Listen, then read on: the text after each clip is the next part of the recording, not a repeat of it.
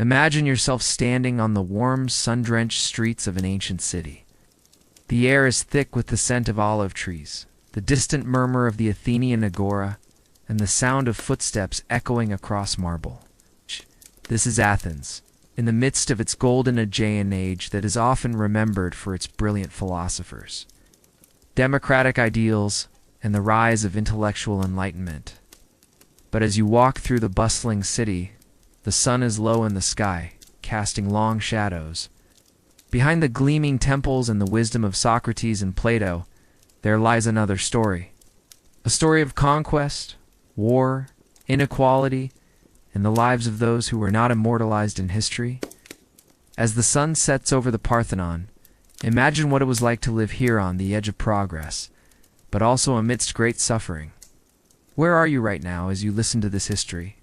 Are you at home, or perhaps lying in bed, ready to drift off into sleep?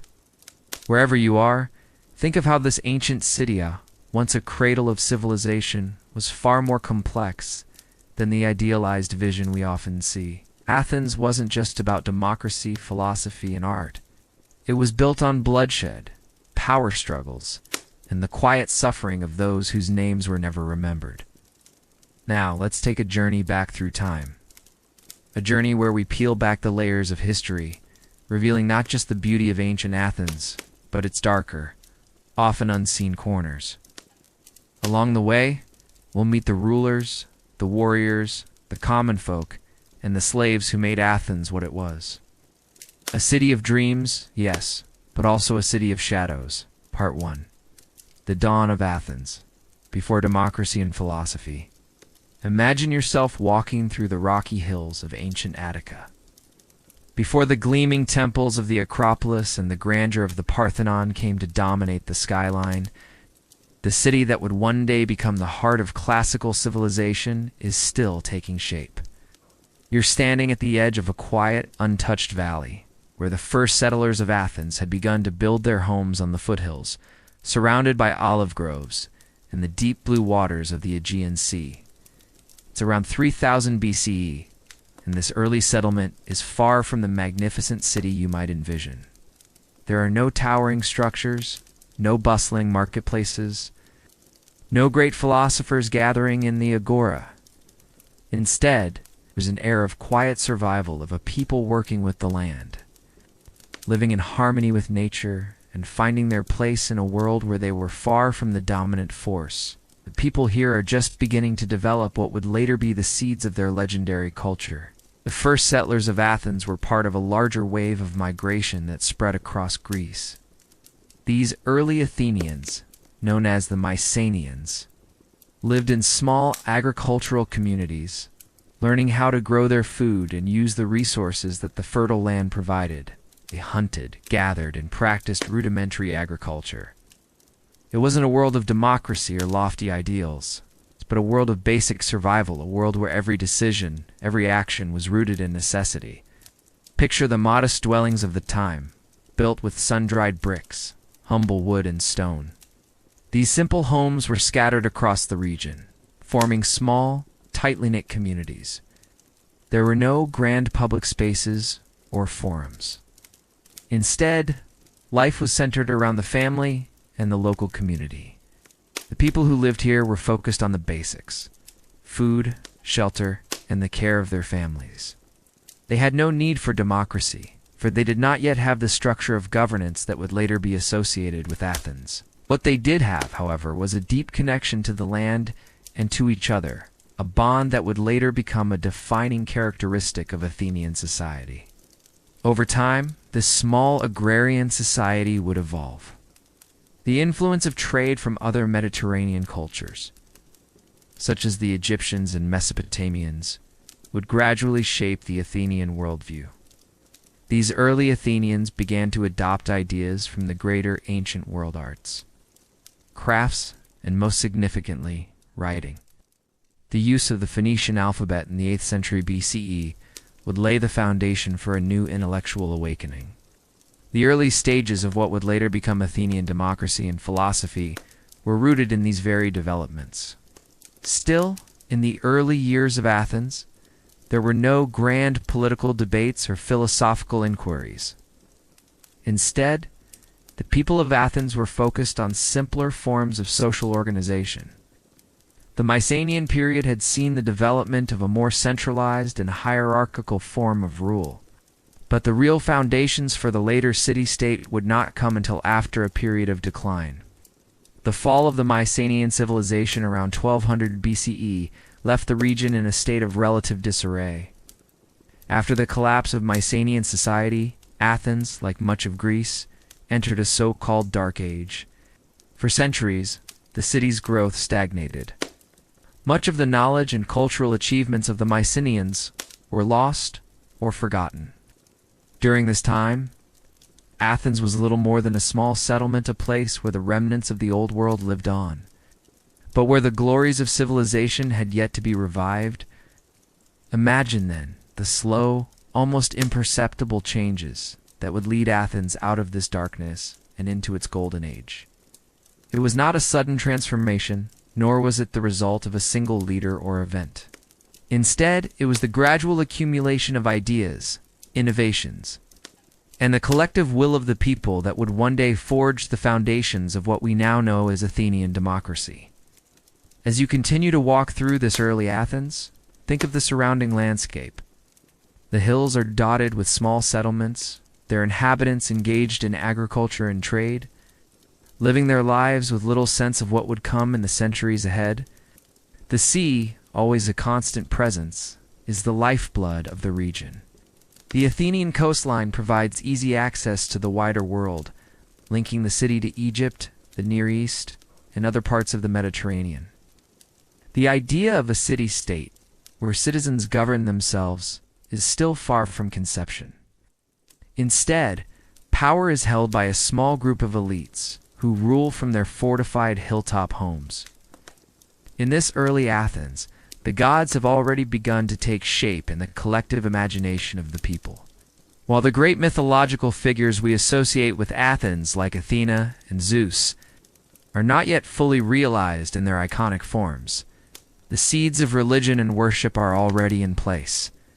The Athenian people begin to develop an understanding of their gods, who will one day be seen as protectors of their city.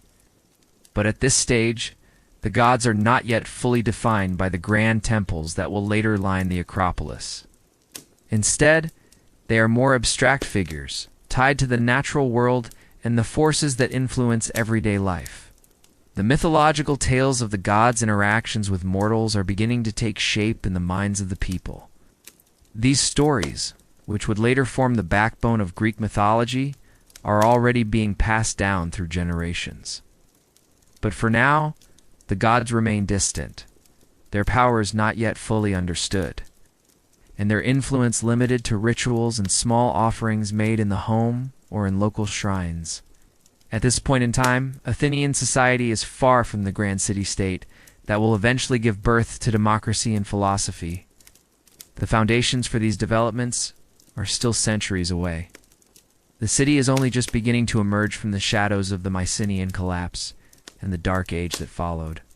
The people who inhabit Athens at this time have no way of knowing what their city will become, a beacon of intellectual achievement and a symbol of democratic ideals.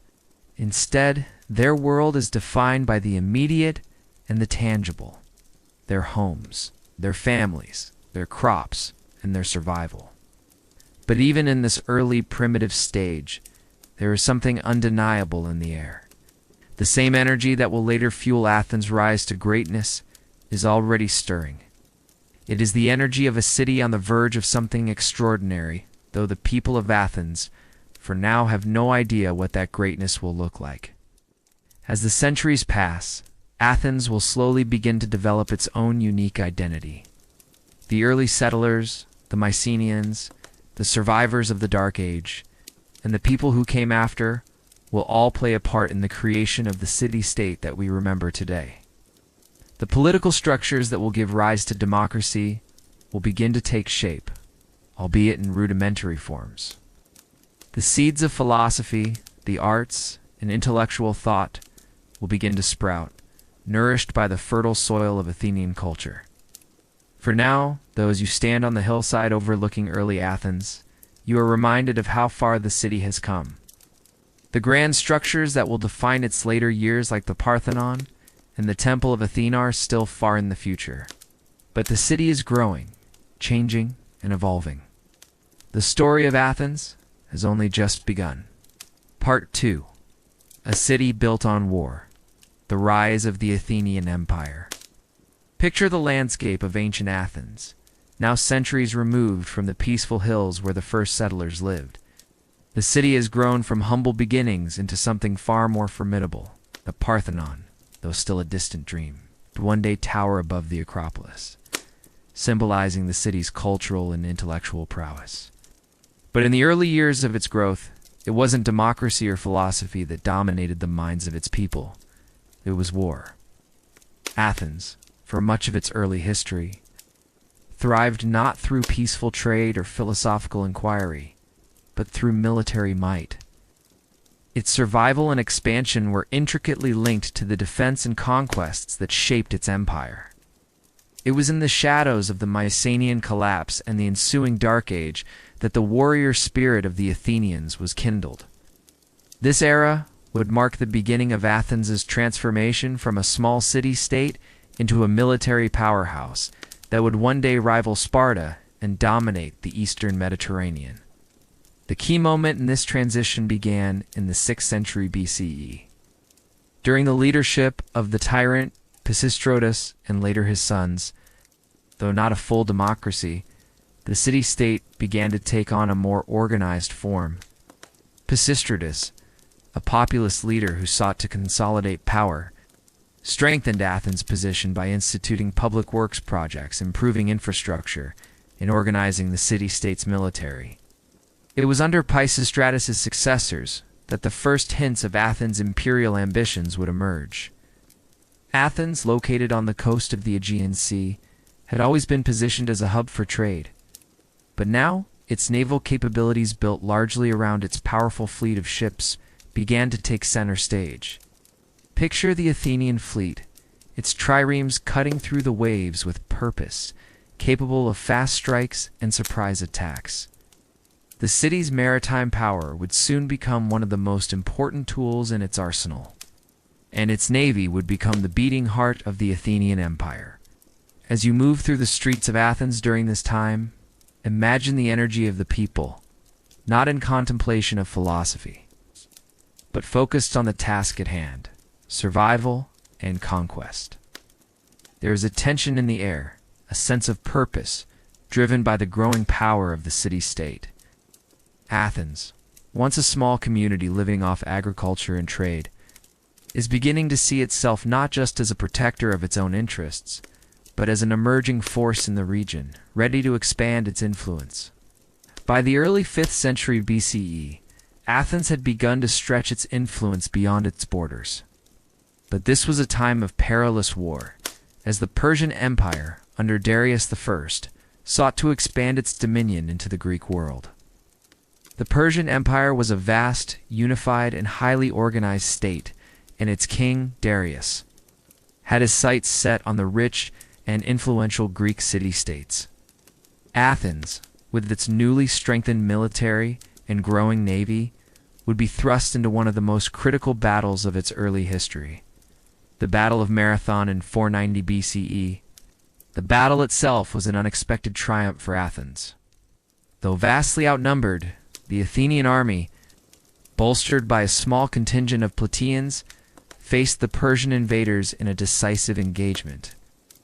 As you stand on the plains of Marathon, imagine the tense silence before the battle began. The Athenians, who were fighting not just for survival, but for the very idea of Greek autonomy, knowing that the outcome would shape the future of their city. Their victory at Marathon, achieved through sheer strategy and determination, cemented Athens' status as a rising power. This victory was not just a military triumph, but a symbolic one. Athens had shown that it was capable of standing up to the might of the Persian Empire, a feat that would give the people of Athens a new sense of identity and purpose. The victory also set the stage for the rise of Athens as a leader in the Greek world. It was no longer just a small city-state, but a beacon of resistance and strength, ready to play a larger role in shaping the fate of Greece. In the aftermath of Marathon, Athens turned its attention to strengthening its military and expanding its influence. The next major challenge came in 480 BCE, when the Persians, under King Xerxes I, returned with a massive force. Athens, once again, found itself at the forefront of the conflict. The Persian forces would sweep through much of Greece, burning and pillaging as they advanced. But Athens, with its superior naval capabilities, stood firm.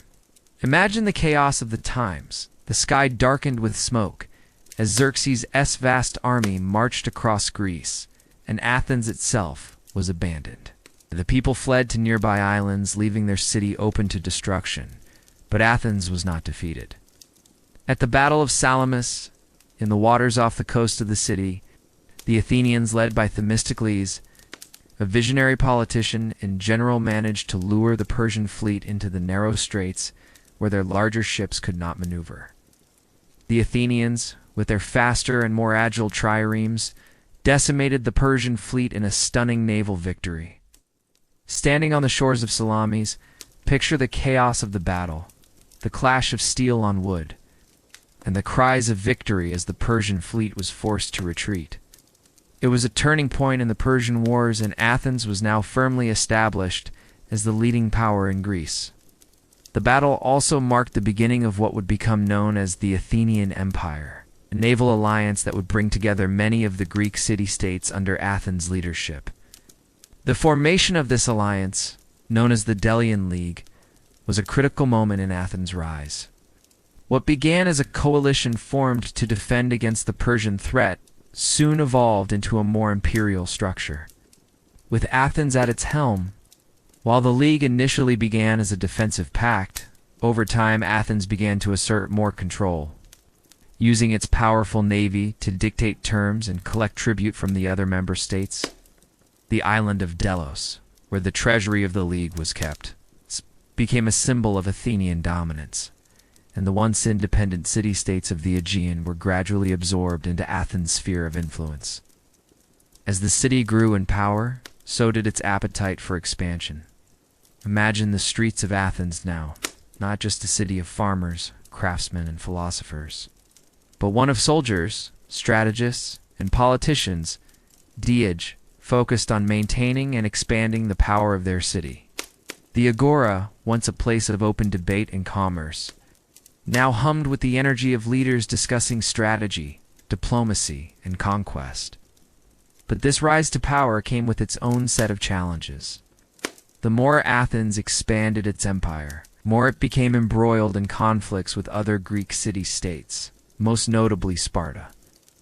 Though the two cities shared a common culture and language, their methods of governance and approaches to war were vastly different. Athens, with its focus on naval power and democracy, clashed with the militaristic oligarchic Sparta, which relied on land-based forces and a rigid social structure. As the Athenian Empire grew, so did internal tensions.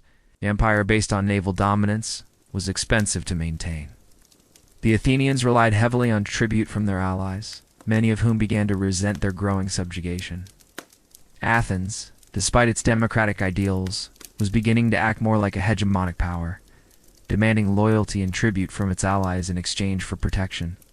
This expansion, while enriching the city and fueling its growth, also sowed the seeds of discontent that would eventually lead to the empire's decline.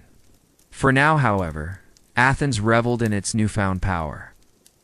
The city-state had become the preeminent naval force in the Mediterranean, and its empire stretched across the Aegean. Athens had shown that it was a city of war, a city built on conflict, but also one capable of tremendous triumph.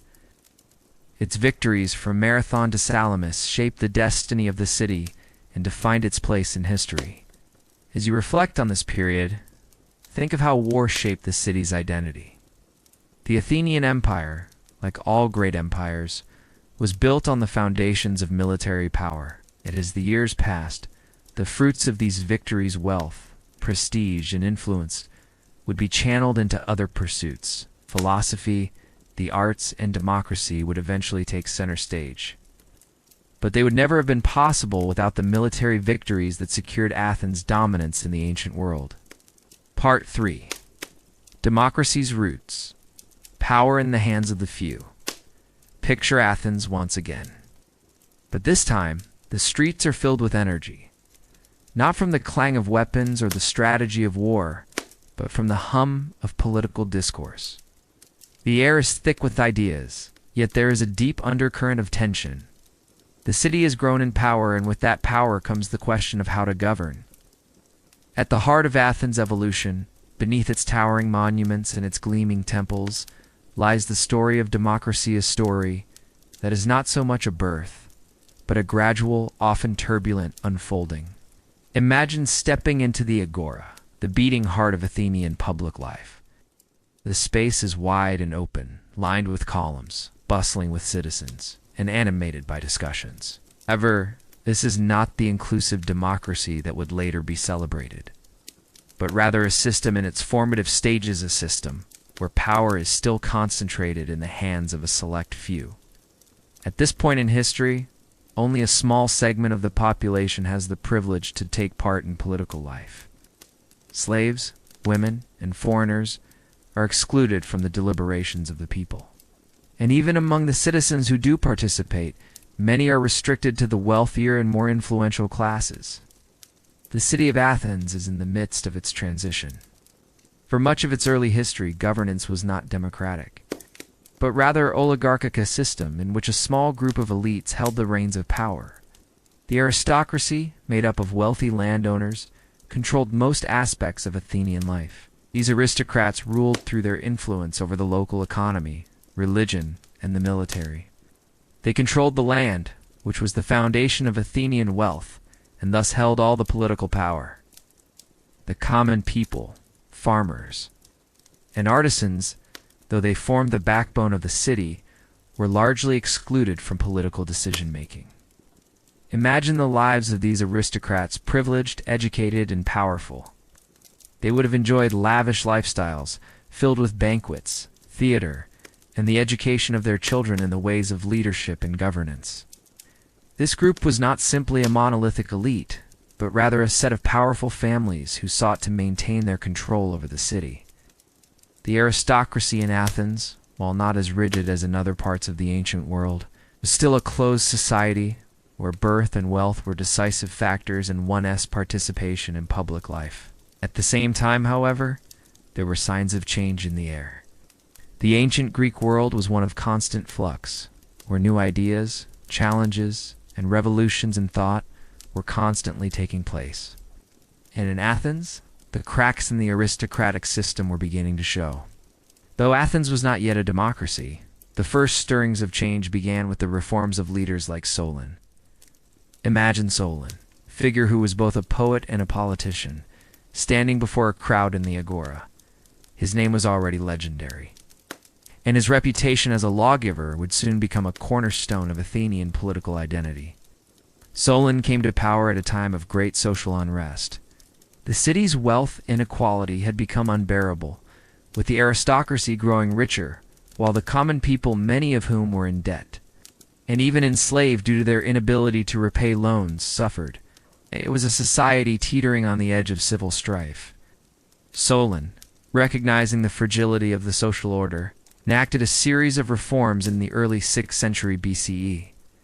These reforms aimed to curb the power of the aristocracy and provide some measure of justice to the common people.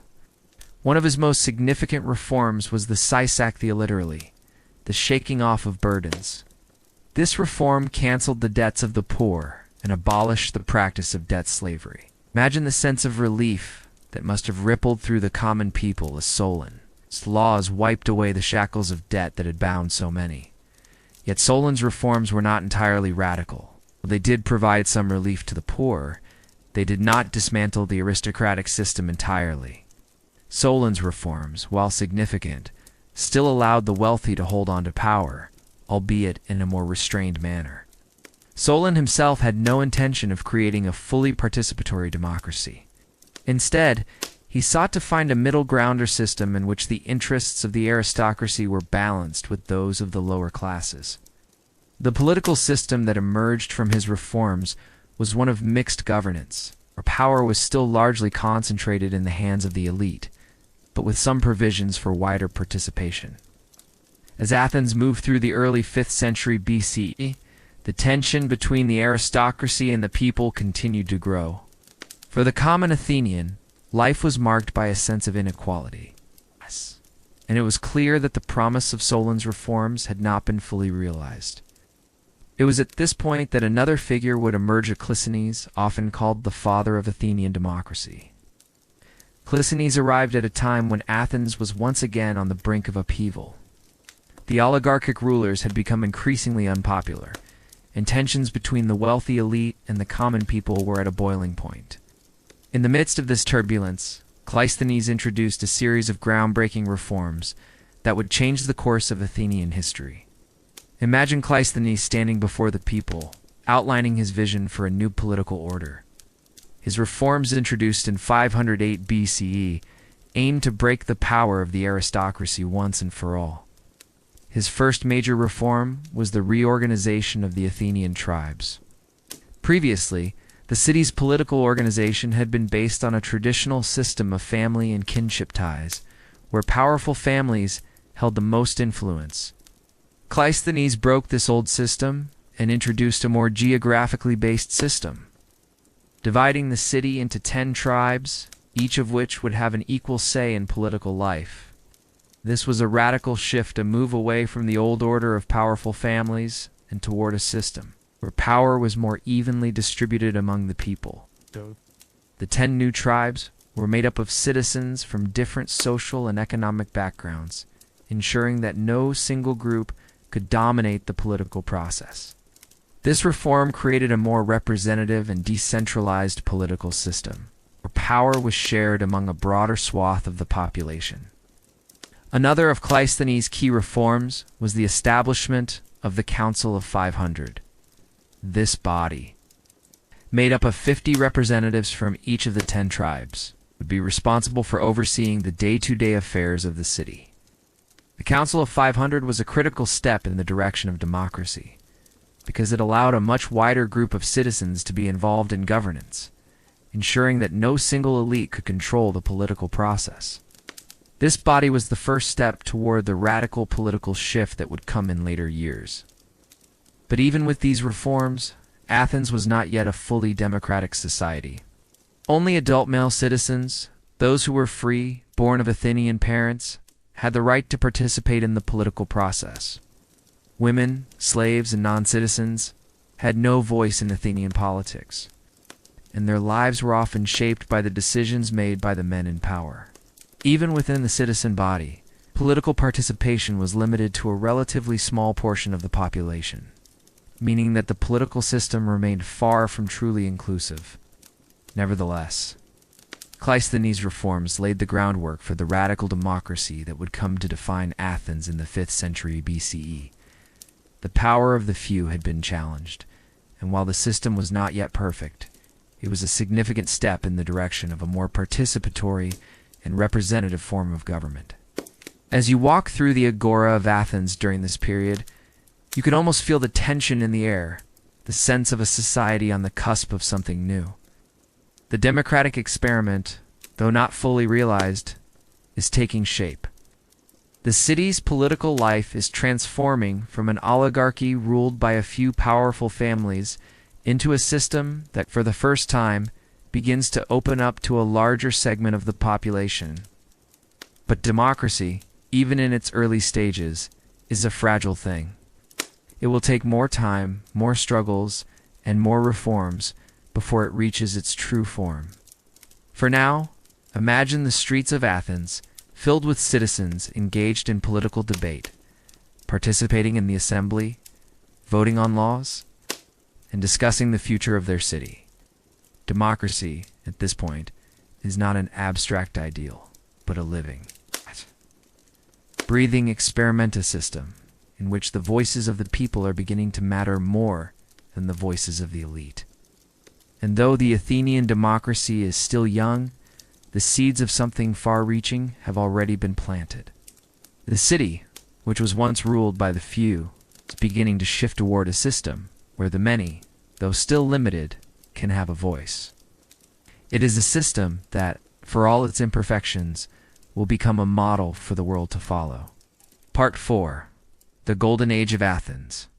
Art, architecture, and intellectual flourishing. Close your eyes for a moment and imagine the splendor of ancient Athens during its golden age.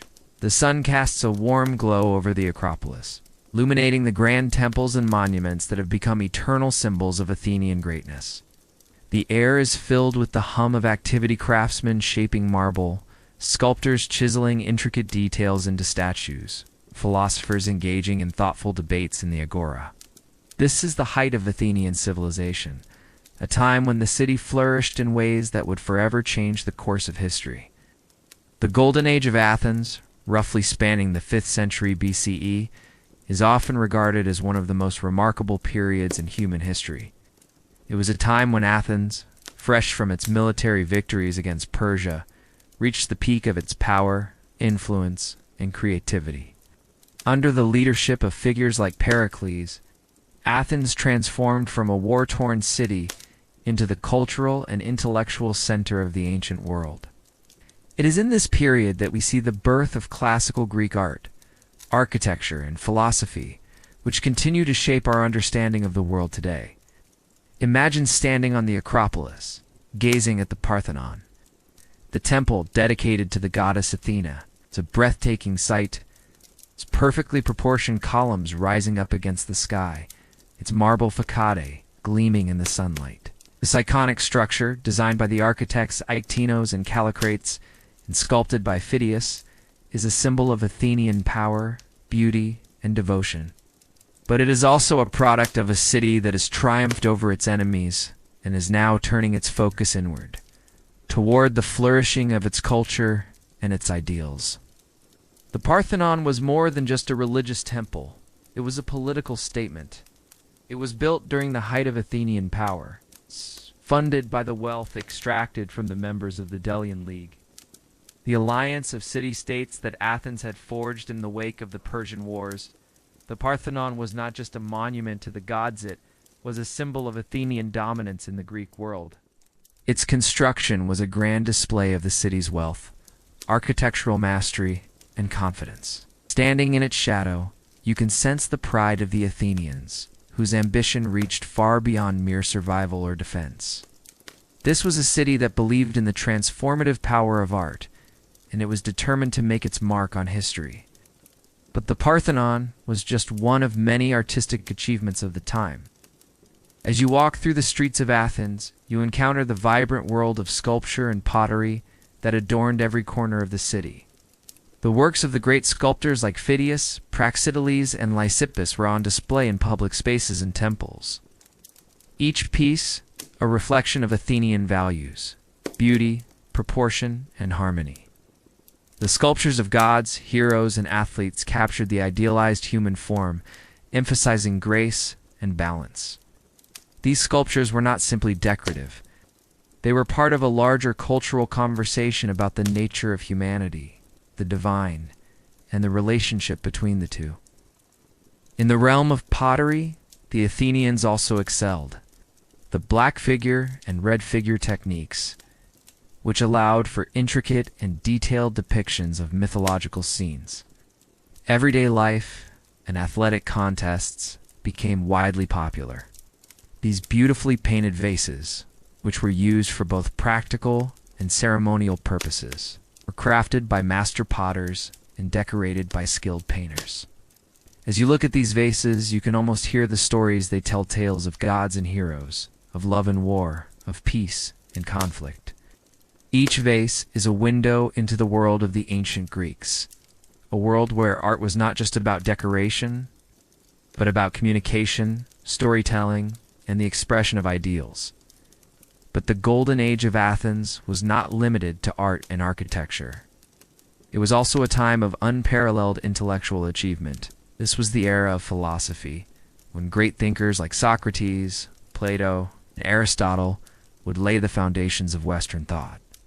Imagine sitting in the agora, where Socrates, the great philosopher, might have been engaging in one of his famous dialogues. Socrates did not write down his ideas. So much of what we know about him comes from the works of his students, particularly Plato. Through their writings, we can hear Socrates' voice as he questioned, prodded, and challenged the beliefs of his fellow Athenians. His method of inquiry, known as the Socratic method, encouraged people to think deeply and critically about their beliefs, pushing them to examine the underlying assumptions of their thoughts and actions. Socrates' influence on Athenian life cannot be overstated. He was not a teacher in the traditional sense. Rather, he was a seeker of truth, a gadfly who stung the Athenians into self-examination. He believed that knowledge was not something that could be handed down by authority, but something that each individual must seek for themselves. His approach was revolutionary. He questioned not only the beliefs of ordinary citizens, but also the conventional wisdom of the Athenian aristocracy, including the concept of justice, the role of the individual in society, and the nature of virtue. While Socrates may have provoked his fellow Athenians, it was his student, Plato, who would preserve and expand upon his ideas. Plato's writings, particularly his philosophical dialogues, would come to define the Western philosophical tradition. Plato's most famous work, The Republic, explored the nature of justice and the ideal society. In this dialogue, Plato imagines a society governed by philosopher kings, rulers who possess wisdom and virtue. His ideas about politics, ethics, and knowledge would go on to shape the course of Western philosophy for centuries to come. Plato's student, Aristotle, would further refine these ideas. Aristotle's contributions to philosophy, logic, science, and ethics were immense. He developed a system of logic that became the foundation of formal reasoning, and his observations on biology, politics, and ethics laid the groundwork for many future fields of study. While Socrates focused on questioning and introspection, and Plato on ideal forms, Aristotle was more concerned with empirical observation and practical knowledge. His approach to understanding the world was based on careful observation, classification, and analysis, methods that would influence the development of science and philosophy for centuries. The intellectual achievements of the Golden Age of Athens were not confined to philosophy alone. This was also a time of great progress in the arts of rhetoric, history, and mathematics. The works of historians like Herodotus and Thucydides set the standard for historical writing, emphasizing the importance of evidence and analysis in understanding the past. Herodotus, often called the father of history, wrote about the Greco-Persian Wars, weaving together stories from a vast array of cultures and peoples. Thucydides, on the other hand, focused on the Peloponnesian War, offering a more critical and analytical approach to history, one that questioned the motives behind the actions of the great powers. In the realm of rhetoric, Athens saw the rise of figures like Pericles, whose speeches inspired his fellow citizens to fight for their city-state and to believe in the ideals of democracy. Pericles was not only a military and political leader, but also a master of speech, whose orations elevated the democratic process and reinforced the unity of the Athenian people. His famous speech, delivered after the first year of the Peloponnesian War, is recorded by Thucydides and stands as a testament to the power of words in shaping the course of history. And let us not forget the theater, which flourished in Athens during this time. The great playwrights Sophocles, Euripides, and Aeschylus created works that would shape Western drama for millennia to come. The theater was not just a form of entertainment, but a crucial part of Athenian life, where citizens came together to explore issues of morality, justice, fate, and the gods. The plays were performed in large outdoor amphitheaters, and the stories they told resonated deeply with the audience, as they confronted themes that were central to Athenian identity: war, politics, family, and the relationship between humans and the divine. As you reflect on this period, think about how art, architecture, and intellectual exploration were intertwined with the very essence of Athenian life. The Golden Age of Athens was not just a time of individual brilliance, but but a collective effort to push the boundaries of human achievement. The city was a place where the finest minds, the most talented artists, and the most ambitious rulers came together to create a society that valued beauty, knowledge, and creativity above all else. In many ways, the achievements of this period were a reflection of the Athenian ideal of art excellence or virtue. Whether in the creation of art, the pursuit of knowledge, or the practice of politics, the Athenians sought to achieve greatness in all things. And as you stand there on the Acropolis, looking out over the city that produced these extraordinary accomplishments, you can sense the profound impact Athens had on the world. Its ideas, its art, and its philosophy would resonate far beyond its shores, shaping the future of the Western world for millennia to come. Part 5. The Rise of Pericles. Athens at its zenith. Picture yourself in the heart of Athens, in the mid-5th century BCE. It's a time when the city is teeming with energy and ambition. The streets are alive with conversation. Agora is filled with citizens discussing politics and philosophy, and the hum of artisans and architects working on the city's most monumental projects fills the air. Yet among all of this, one figure rises above the rest, a man whose leadership would not only guide Athens to its height, but also leave an indelible mark on history. His name is Pericles. Pericles is perhaps the most well-known statesman of ancient Athens, celebrated not only for his political acumen, but also for his vision of a democratic society. Imagine him walking among the people, a tall and dignified figure, with an air of calm confidence that suggests an understanding of both the present and the future. As you watch him, you can almost feel the weight of his responsibility, the knowledge that the fate of his city, perhaps of the Greek world, rests in his hands. Born around 495 BCE into an aristocratic family, Pericles rose to prominence in Athens in the early 5th century, a time when the city was emerging from the shadow of the Persian Wars and preparing to assert its dominance in the Greek world. His path to power, while marked by a series of political maneuvers and alliances, was ultimately shaped by his deep commitment to the ideals of democracy. Pericles understood that Athens, to thrive, needed not only military might, but also the support of its citizens, ordinary men and women, who could wield power through their votes in the democratic assembly.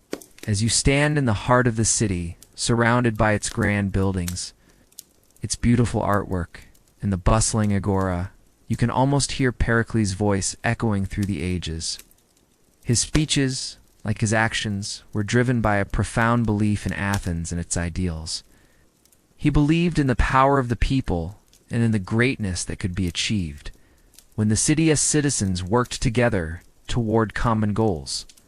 One of the first things Pericles did upon assuming leadership was to further solidify the democratic foundations of Athens. He expanded the political rights of citizens and worked to ensure that all male citizens, regardless of wealth, could participate in the democratic process. Under his leadership, the idea of democracy was not only preserved, but made more inclusive. Citizens could now participate more directly in the decisions of the city, whether through voting in the assembly or serving on juries. Pericles' reforms extended beyond the assembly, creating opportunities for the average citizen to hold office and contribute to the governance of the city. Think of the significance of these reforms. Democracy, as envisioned by Pericles, was not just a system of government, but a way of life, a means of ensuring that the decisions of the city reflected the will of the people. His political agenda aimed at achieving what he believed to be the highest idealist omnia, or equality under the law, where every citizen had a voice in the shaping of their society. But Pericles was not only a champion of democracy, he was also a brilliant strategist and military leader. In his early years as a statesman, he led Athens through a series of important victories in the Persian Wars. His leadership played a crucial role in securing the city's independence and ensuring that Athens emerged as a dominant force in the Greek world.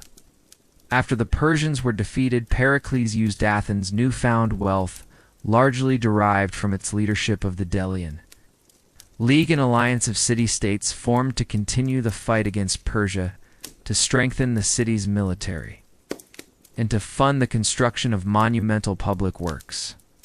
Imagine the day when Pericles stands before the Athenian people, urging them to invest in the city's defense and its future. Under his guidance, the city built a powerful navy, one of the largest and most advanced in the ancient world. Athens became a naval superpower, projecting its influence across the Mediterranean. This naval power would not only help Athens defend itself, but also allow it to expand its empire, which would become one of the most prosperous in the ancient world. Pericles' ability to unite the city-state behind a common purpose and vision was remarkable. He encouraged Athenians to embrace their identity as a naval power, proud of their democratic principles and their place in the world. Athens' military successes during his leadership helped ensure the city's dominance in the region and solidified its reputation as the leading city-state in Greece. But as you stand on the Acropolis, gazing down at the city, you see more than just military might. You see the flowering of a culture, an intellectual and artistic renaissance that would be forever linked with Pericles. Under his guidance, Athens became the epicenter of Greek culture, an unprecedented period of artistic achievement that produced masterpieces in sculpture, architecture, and drama. Pericles understood that culture, like military power, was a means of strengthening the city and preserving its legacy for future generations. Think for a moment of the Parthenon, the grand temple dedicated to Athena, built during Pericles' leadership. This monumental structure, one of the most iconic symbols of ancient Greece, represents not only the religious devotion of the Athenians, but also their political and artistic achievements. The Parthenon was more than a temple. It was a symbol of Athenian unity, power, and creativity. The intricate sculptures adorning the Parthenon, including the famous frieze depicting the Panathenaic procession, reflect the ideals of Athenian life: beauty, order, and harmony. Pericles also understood the importance of theater in Athenian life. As the city's patron of the arts, he supported the development of dramatic arts, leading to the creation of some of the greatest works in Greek tragedy. Playwrights like Sophocles, Euripides, and Aeschylus flourished during Pericles' reign, and their works continue to be performed and studied to this day. In the grand theaters of Athens, citizens gathered to watch plays that explored deep questions of morality, justice, and the nature of humanity. These performances were not just entertainment, they were integral to the civic and intellectual life of the city. In the field of philosophy, too, Athens thrived under Pericles. The intellectual climate of Athens during his time was one of unprecedented openness and inquiry. Philosophers like Socrates, who would later go on to shape the course of Western philosophy, were part of this vibrant intellectual community. In the streets of Athens, ideas were exchanged freely, and the very fabric of Athenian society was marked by a willingness to question, debate, and challenge the status quo. Pericles' belief in democracy extended to intellectual life as well. He understood that the free exchange of ideas was essential to the growth and prosperity of the city. Despite all of these successes, Pericles' reign was not without its challenges. His leadership was often contested by political rivals, and his policies were not universally popular. The costs of the Peloponnesian War, which would eventually drag Athens into a prolonged and devastating conflict with Sparta, would threaten to undo much of the progress made during his time in power. Yet even as the winds of war began to blow over Athens, Pericles remained steadfast in his belief in the strength and resilience of the city and its democratic ideals. In the face of these growing challenges, Pericles delivered his famous funeral oration, quoted by Thucydides, which stands as one of the most eloquent defenses of democracy in history. In this speech, Pericles extolled the virtues of Athenian democracy, declaring that it was the foundation of the city's greatness. He spoke of the importance of freedom, justice, and equality, and he reminded the Athenians of their unique role in the world defenders of liberty.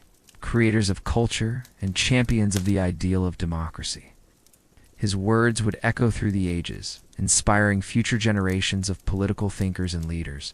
As you reflect on the leadership of Pericles, you can't help but sense the magnitude of his vision. He was not simply a ruler or a military commander. He was a visionary who understood the delicate balance between power and responsibility, between military might and cultural flourishing. He sought not only to expand the borders of Athens, but also to elevate the minds and spirits of its citizens. Through his leadership, Athens became a beacon of hope for those who believed in the power of the people to shape their own destinies. Pericles ruled Athens for over 30 years, and though his reign was marked by both triumphs and tragedies, his legacy endures to this day. It is not just in the grandeur of the Parthenon or in the works of philosophy and drama that he left his mark, but in the very ideals of democracy and civic participation that continue to shape the modern world. Pericles was a leader who understood that the greatness of Athens was not just in its military conquests or in its cultural achievements, but in its commitment to the people, its belief in the dignity of the individual, and its dedication to the principles of democracy. Part 6. The Peloponnesian War. Athens in crisis. Imagine the once bustling streets of Athens, so full of life and energy during the Golden Age, now quiet and tense. The atmosphere feels heavy with a palpable sense of unease, as the shadow of war looms over the city. The marketplace, once alive with the vibrant chatter of citizens discussing politics, philosophy, and the arts, now sees more hushed conversations, whispers about the war, its toll, and its uncertain future. This is Athens at the start of the Peloponnesian War, a brutal, protracted conflict between Athens and its powerful rival, Sparta. The war, which lasted from 431 BCE to 404 BCE, would ravage Athens, draining its resources, weakening its resolve, and leaving its citizens forever changed. For many, the Peloponnesian War marked the beginning of the end of the Athenian Golden Age, a period of cultural and intellectual flourishing that would never again be fully realized. As you walk through the city, you can almost hear the echoes of that lost promise, a reminder of how quickly the tides of fortune can change. To understand the origins of this war, imagine the political landscape of Greece in the early 5th century. BCE, Athens had grown immensely powerful after the Persian Wars. It had become the leader of the Delian League, coalition of city-states formed to protect against future Persian invasions. However, over time, Athens began to dominate this alliance, using its naval supremacy and wealth to enforce its will on the other city-states. This shift in power did not sit well with many, especially Sparta and its allies, who felt threatened by Athens' growing influence. Sparta, a militaristic city-state, located in the Peloponnesian Peninsula, had its own vision for Greece. Unlike Athens, with its democracy and naval power, Sparta was a conservative society built around rigid military discipline and oligarchy. The Spartans were deeply suspicious of Athens' democratic ideals and growing empire, which they saw as a direct challenge to their way of life. Tensions between these two great powers escalated over the years, eventually leading to open conflict. The immediate catalyst for the war came in 31 BCE, when a series of disputes between Athens and Sparta. As allies spiraled into full-blown war, Peloponnesian War would not only pit Athens against Sparta but would involve a host of other city-states and alliances, each with its own motivations, creating a complex web of conflict that would tear Greece apart. In the early years of the war, the leadership of Pericles, still the guiding force of Athens, brought a strategic approach. Pericles recognized that Athens was not equipped to directly challenge Sparta's superior land forces. Instead, he relied on Athens' strength, its navy. He also knew that the city had to avoid direct confrontation on land, and instead conduct a war of attrition, using its naval superiority to harass the Peloponnesian coastline and maintain control over the Aegean Sea. But there was a crucial component to Pericles: strategy. the defensive wall. Athens had constructed a series of long walls that connected the city to its port at Piraeus, effectively allowing the Athenians to remain secure and supplied by sea, even if the Spartans laid siege to the city. The walls protected Athens from Spartan raids and provided the city with a lifeline to the outside world. In essence, Pericles hoped to outlast Sparta by avoiding large-scale battles while drawing on Athens' superior resources and manpower. This strategy, however, was not without its costs. The Athenian citizens were forced to remain within the city walls, leaving behind the comfort of their farms and fields. The overcrowded city soon became a breeding ground for disease. In 430 BCE, a devastating plague struck Athens, killing a large portion of its population, including Pericles himself. His death was a profound blow to Athens, both politically and psychologically. Without Pericles' steady hand at the helm, Athens began to falter. With the death of Pericles, Athens found itself in a period of uncertainty. New leaders emerged, each with their own ideas about how the war should be conducted. Some argued for a more aggressive strategy, pushing for land battles against Sparta, while others advocated for continuing the naval focus that had served Athens well in the early years. The shift in leadership meant that there was no longer a unified approach to the war, which further weakened Athens' resolve. Meanwhile, Sparta, led by generals such as Brasidas and Lysander, adapted to the prolonged conflict by strengthening its alliances with other Greek city-states, particularly Persia. The Persian Empire, which had once been an enemy of Greece, now found itself in a position where it could influence the balance of power by supporting Sparta with financial and military aid. This external support helped Sparta build a navy to rival Athens, a development that dramatically changed the course of the war. The war began to take on an increasingly brutal and destructive character. Both sides resorted to increasingly ruthless tactics. Athens, in an attempt to expand its influence, launched a disastrous expedition to Sicily in 415 BCE, hoping to gain a foothold in the western Mediterranean. The Sicilian expedition ended in catastrophe, with the Athenian fleet destroyed and thousands of soldiers lost. This military disaster dealt a crushing blow to Athens, not only in terms of resources and manpower, but also in terms of morale. The idea that Athens, once invincible, could be defeated seemed more and more plausible. As the war dragged on, the effects of the conflict on Athenian society became ever more apparent. The toll of war, disease, and military failure left Athens vulnerable. The democratic system, which had once been a beacon of hope for many, began to show cracks. Political instability grew as different factions vied for control, and the citizens of Athens became increasingly disillusioned with the constant cycle of warfare. Imagine the mood in the streets. There is a sense of despair as citizens try to make sense of the conflict and its endless cycle of loss. Many Athenians who had once believed in the glory of their city now questioned whether the sacrifices were worth it. The war had brought Athens to its knees, and the once proud city now faced the grim reality of its own mortality. The last phase of the Peloponnesian War, after years of inconclusive fighting, became a war of attrition. Athens' resources dwindled, its navy weakened, and its alliances crumbled. Meanwhile, Sparta, supported by Persia, began to gain the upper hand. In 405 BCE, the decisive Battle of Aegospotami took place.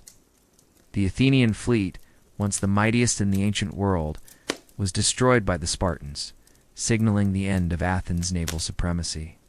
In the aftermath of this defeat, Athens' ability to resist collapsed. By 404 BCE, the Spartans and their allies had laid siege to Athens, and the city, no longer able to withstand the pressure, surrendered. The peace terms that followed were harsh. Athens was forced to dismantle its walls, end its empire, and accept the dominance of Sparta in Greece. The democracy that had once flourished was replaced by an oligarchic regime installed by the Spartans, which would come to be known as the 30 Tyrants. The end of the Peloponnesian War marked the fall of Athens, The city that had once stood as a shining example of democracy, art, philosophy, and military power was now broken. The intellectual and cultural vibrancy that had characterized the Golden Age faded, and the city faced a long period of political instability and decline. Many Athenians were left to reflect on the cost of their ambition and the consequences of a war that had consumed them. As you stand in the now quiet streets of Athens, the grandeur of the past seems distant. The walls, which once symbolized the city's strength and protection, now lie in ruins. The once great buildings and monuments are weathered by time and conflict. Yet in the silence, you can still feel the echoes of what Athens once was, the city of democracy, philosophy, and art. The Peloponnesian War, with all its tragedy and loss, serves as a cautionary tale. It is a reminder of how even the greatest powers can fall, when they are divided from within and when the pursuit of glory and empire leads to hubris. The Athenians' desire for power, their ambition to extend their influence across the Greek world, ultimately brought about their own destruction. The ideals of democracy, which had been so carefully nurtured by leaders like Pericles, were tested to their limits and ultimately undermined by the ravages of war. Yet even in defeat, Athens' legacy endured. The philosophical, artistic, and political contributions of the city continued to influence the course of Western civilization. The lessons of the Peloponnesian War, the dangers of hubris, the fragility of power, and the importance of unity would be studied by future generations as they sought to understand the complexities of human nature, politics, and war. In the stillness of Athens today, you can almost hear the echoes of those who lived through this turbulent time, the thinkers, the warriors, and the everyday citizens who endured. Their city may have fallen, but their legacy would continue to shape the world for centuries to come. Part 7. The Aftermath of the War. Athens' Decline and Recovery. Imagine Athens, once the jewel of the ancient world, now lying in ruins. The clash of weapons has faded, leaving only the haunting echoes of what once was the vibrant city that embodied the ideals of democracy. Art and philosophy now stripped of its grandeur. The streets are quiet, and the sounds of bustling marketplaces have been replaced by the sorrowful whispers of those who once believed their city would endure forever. The aftershocks of the Peloponnesian War are still felt in the air, the weight of defeat pressing down on the shoulders of every Athenian. The war, which had raged on for nearly 3 decades, has ended. But the damage is not just physical. Athens' spirit has been shattered. The city that once led the Greek world in intellectual and cultural achievements now faces an uncertain future. The devastating defeat at the hands of Sparta, followed by the harsh terms of surrender, has left Athens broken, its empire dismantled, and its democracy suppressed. Yet, as you stand amidst the ruins of this once great city, it is hard to shake the feeling that even in the face of such adversity, there is still hope for Athens. For history has shown that in moments of crisis, new leaders emerge, and old wounds, though deep, are eventually healed. This is the story of Athens' struggle to recover from its fall, to rebuild its institutions, and to reclaim its place in the world. The immediate aftermath. The year is 404 BCE, and the war has ended.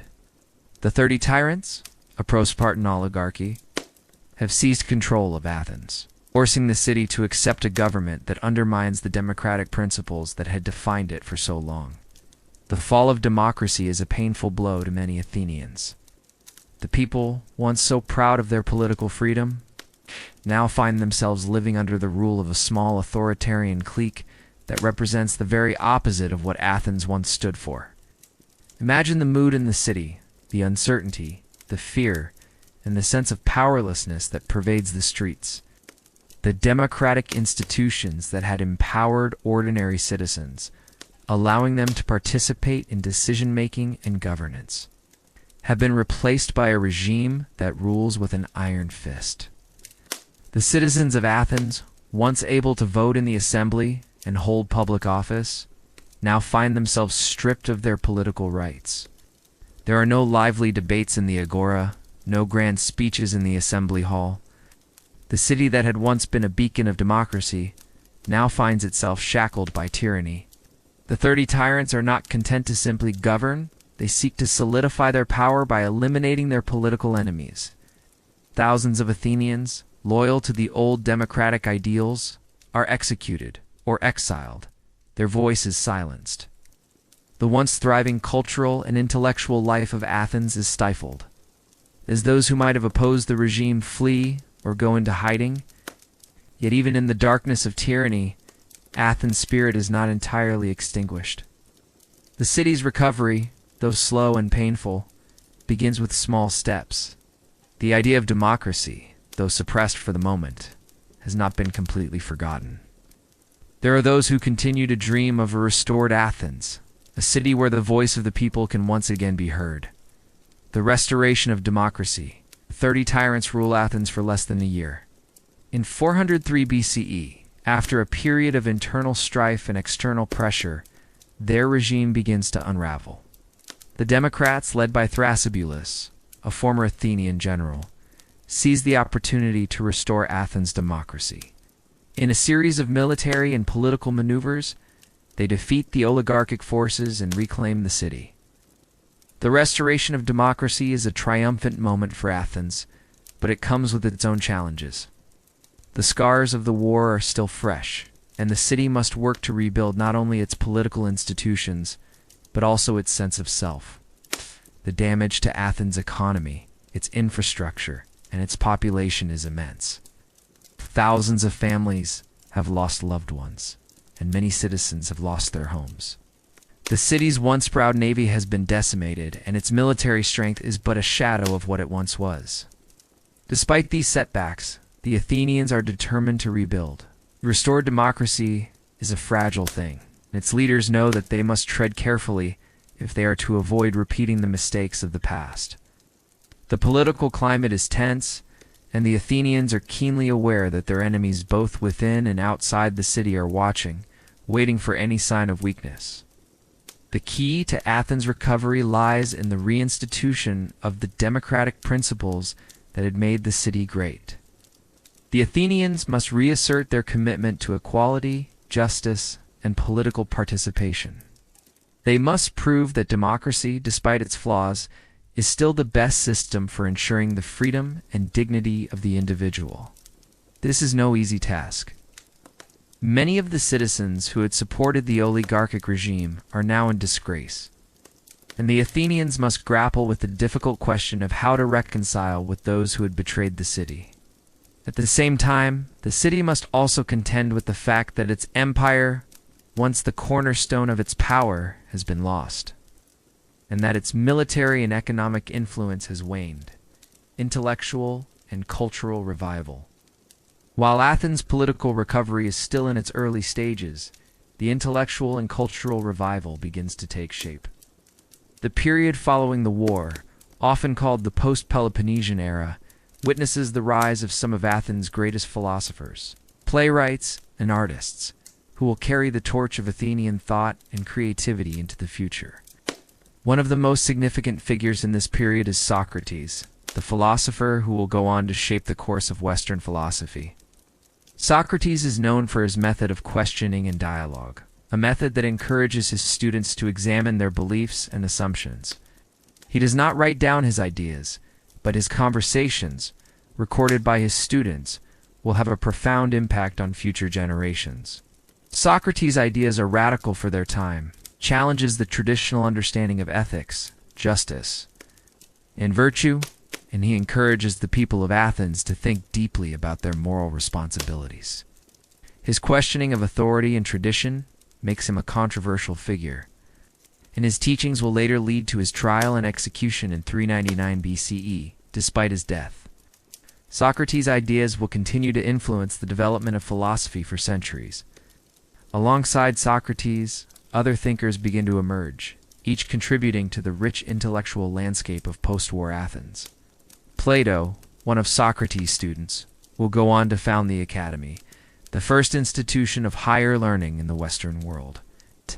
Plato's ideas about politics, justice, and the nature of reality will shape the future of philosophy and political thought.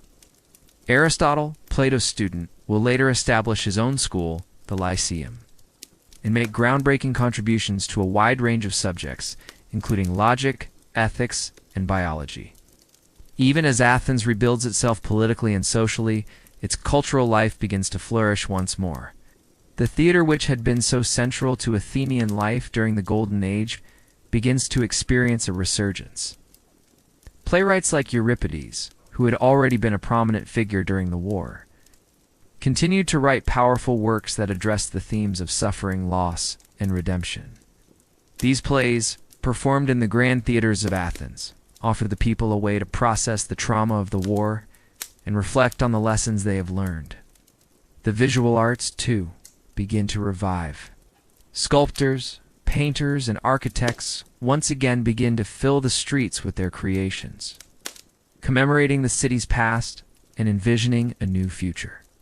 The rebuilding of the Parthenon, though still a work in progress, stands as a symbol of Athens' resilience. It is a reminder that even in the face of disaster, the city can rise again, rebuilding both its physical structures and its spirit. A city transformed. As Athens slowly rebuilds, it becomes clear that the city has been forever transformed by the war. The grandeur of the Athenian Empire, which had once stretched across the Mediterranean, is gone. Athens will no longer be the dominant military power it once was. Yet, despite the loss of its empire, the city remains a center of culture, philosophy, and democracy. It is a city that has learned from its mistakes, one that has been humbled, but is still capable of great things. The restoration of democracy and the revival of intellectual and artistic life are the first steps in this process of transformation. But Athens is not the same as it once was. The war has left deep scars, and those scars will take time to heal. The Athenian people must come to terms with the trauma of their past, even as they strive for a better future. As you walk through the streets of Athens, now quiet and reflective, you can feel the weight of the past. Yet, you also sense the quiet strength of a city that has faced defeat and come out the other side, still breathing, still striving.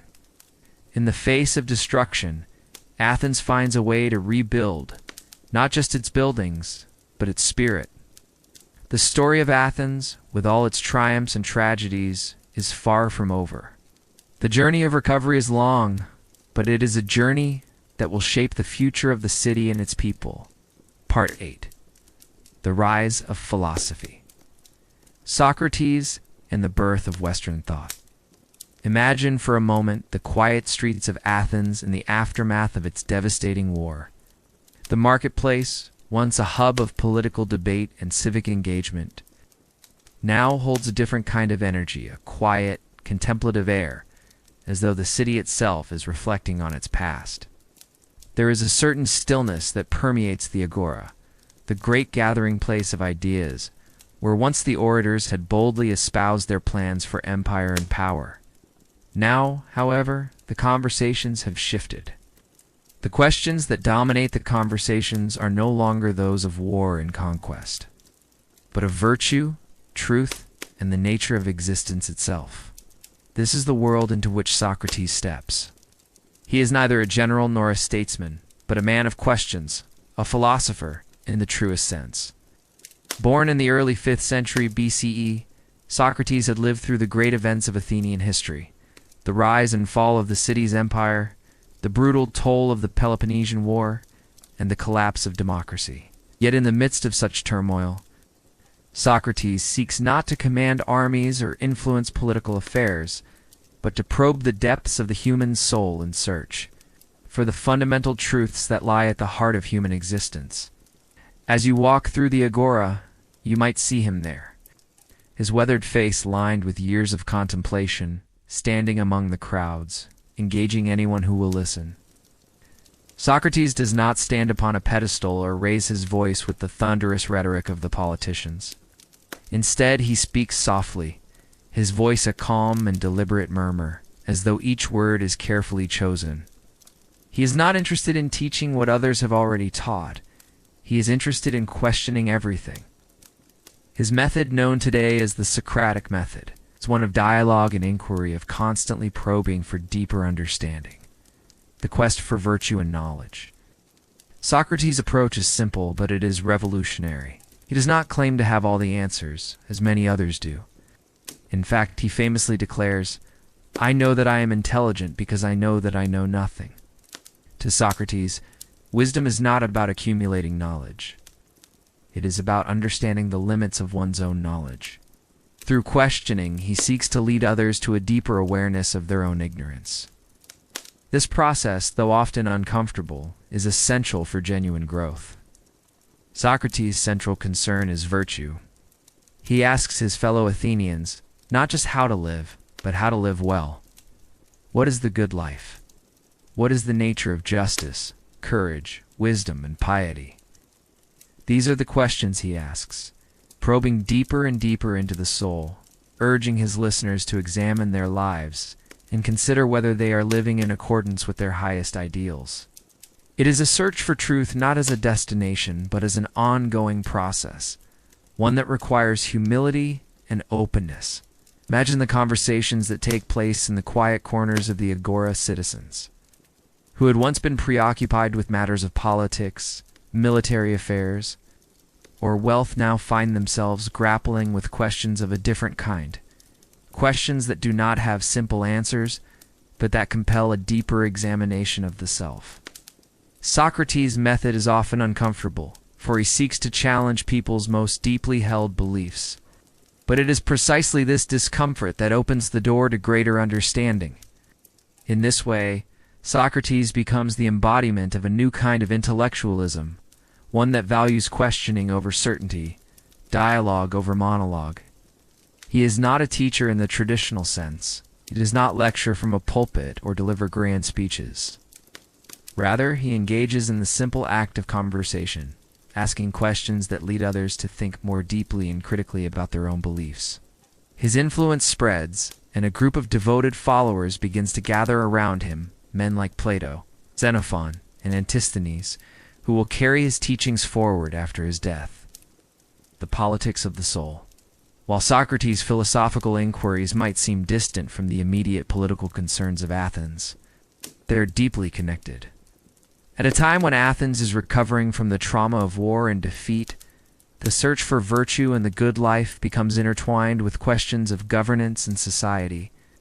The Peloponnesian War, after all, was not just a military conflict. It was a moral and ethical crisis for the city.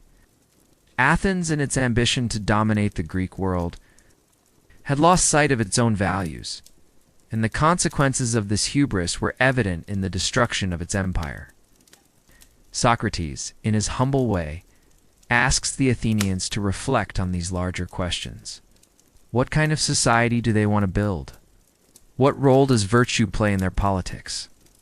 Socrates' teachings offer an implicit critique of the very nature of power and authority, particularly the kind that is exercised without virtue.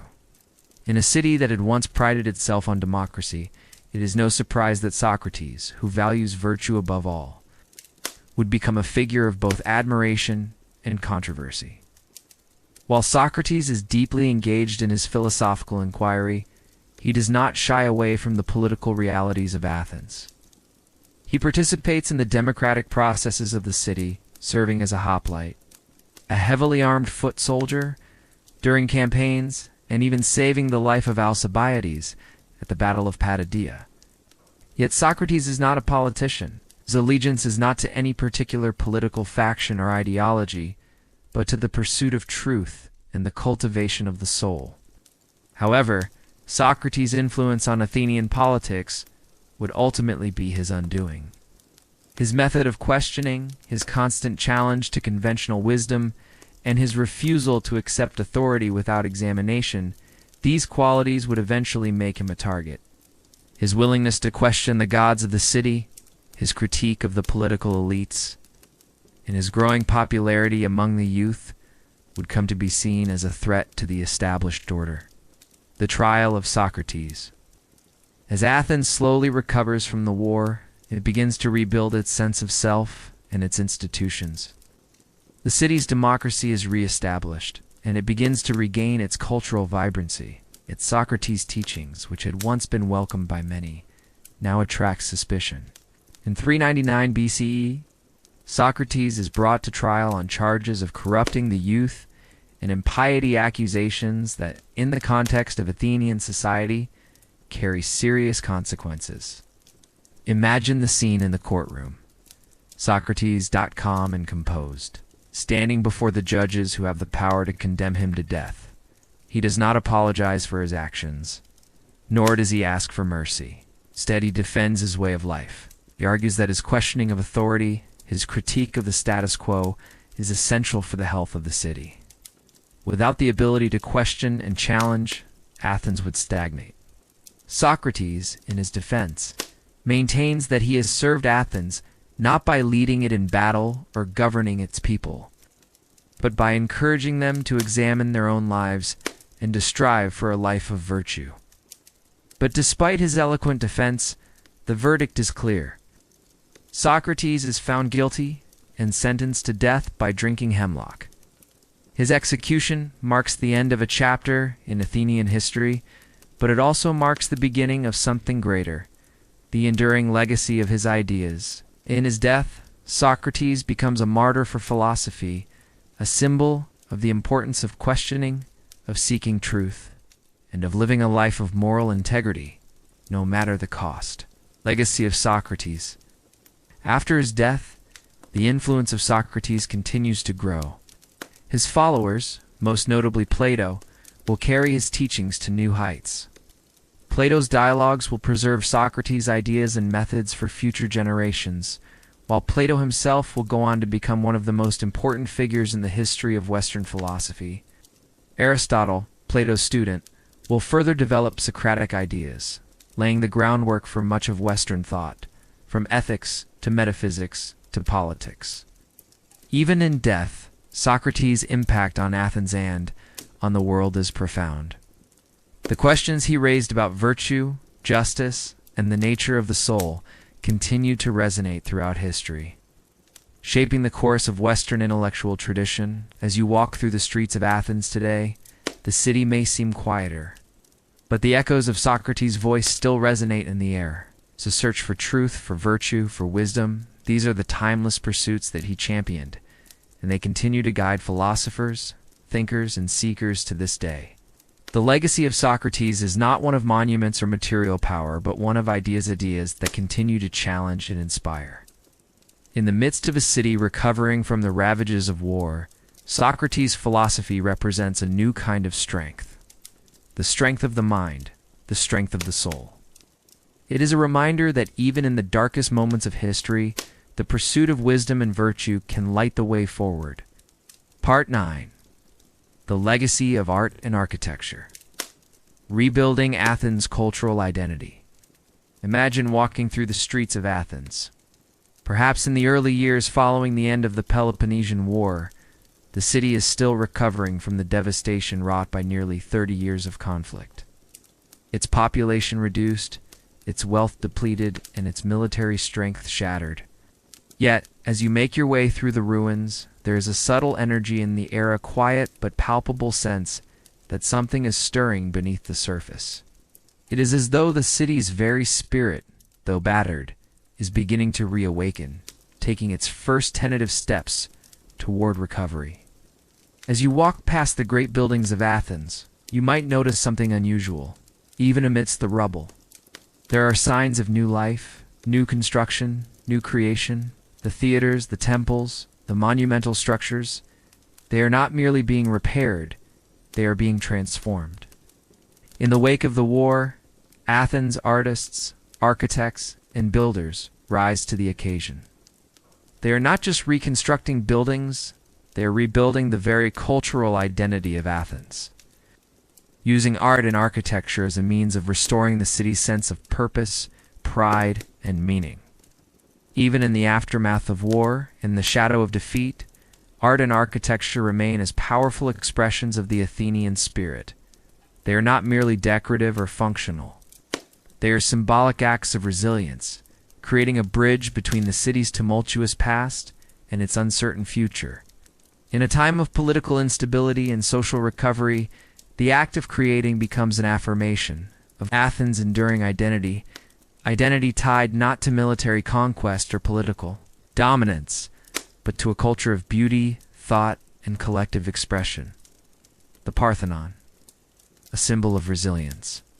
At the heart of Athens, you find the Parthenon, the grand temple dedicated to Athena, the city's patron goddess. Though the Parthenon had already been built during the height of Athens' power, in the years following the war, it becomes more than just a monument to religious devotion or artistic achievement. It becomes a symbol of the city's resilience. The Parthenon is not just being rebuilt, it is being reimagined as a symbol of Athens' enduring cultural identity.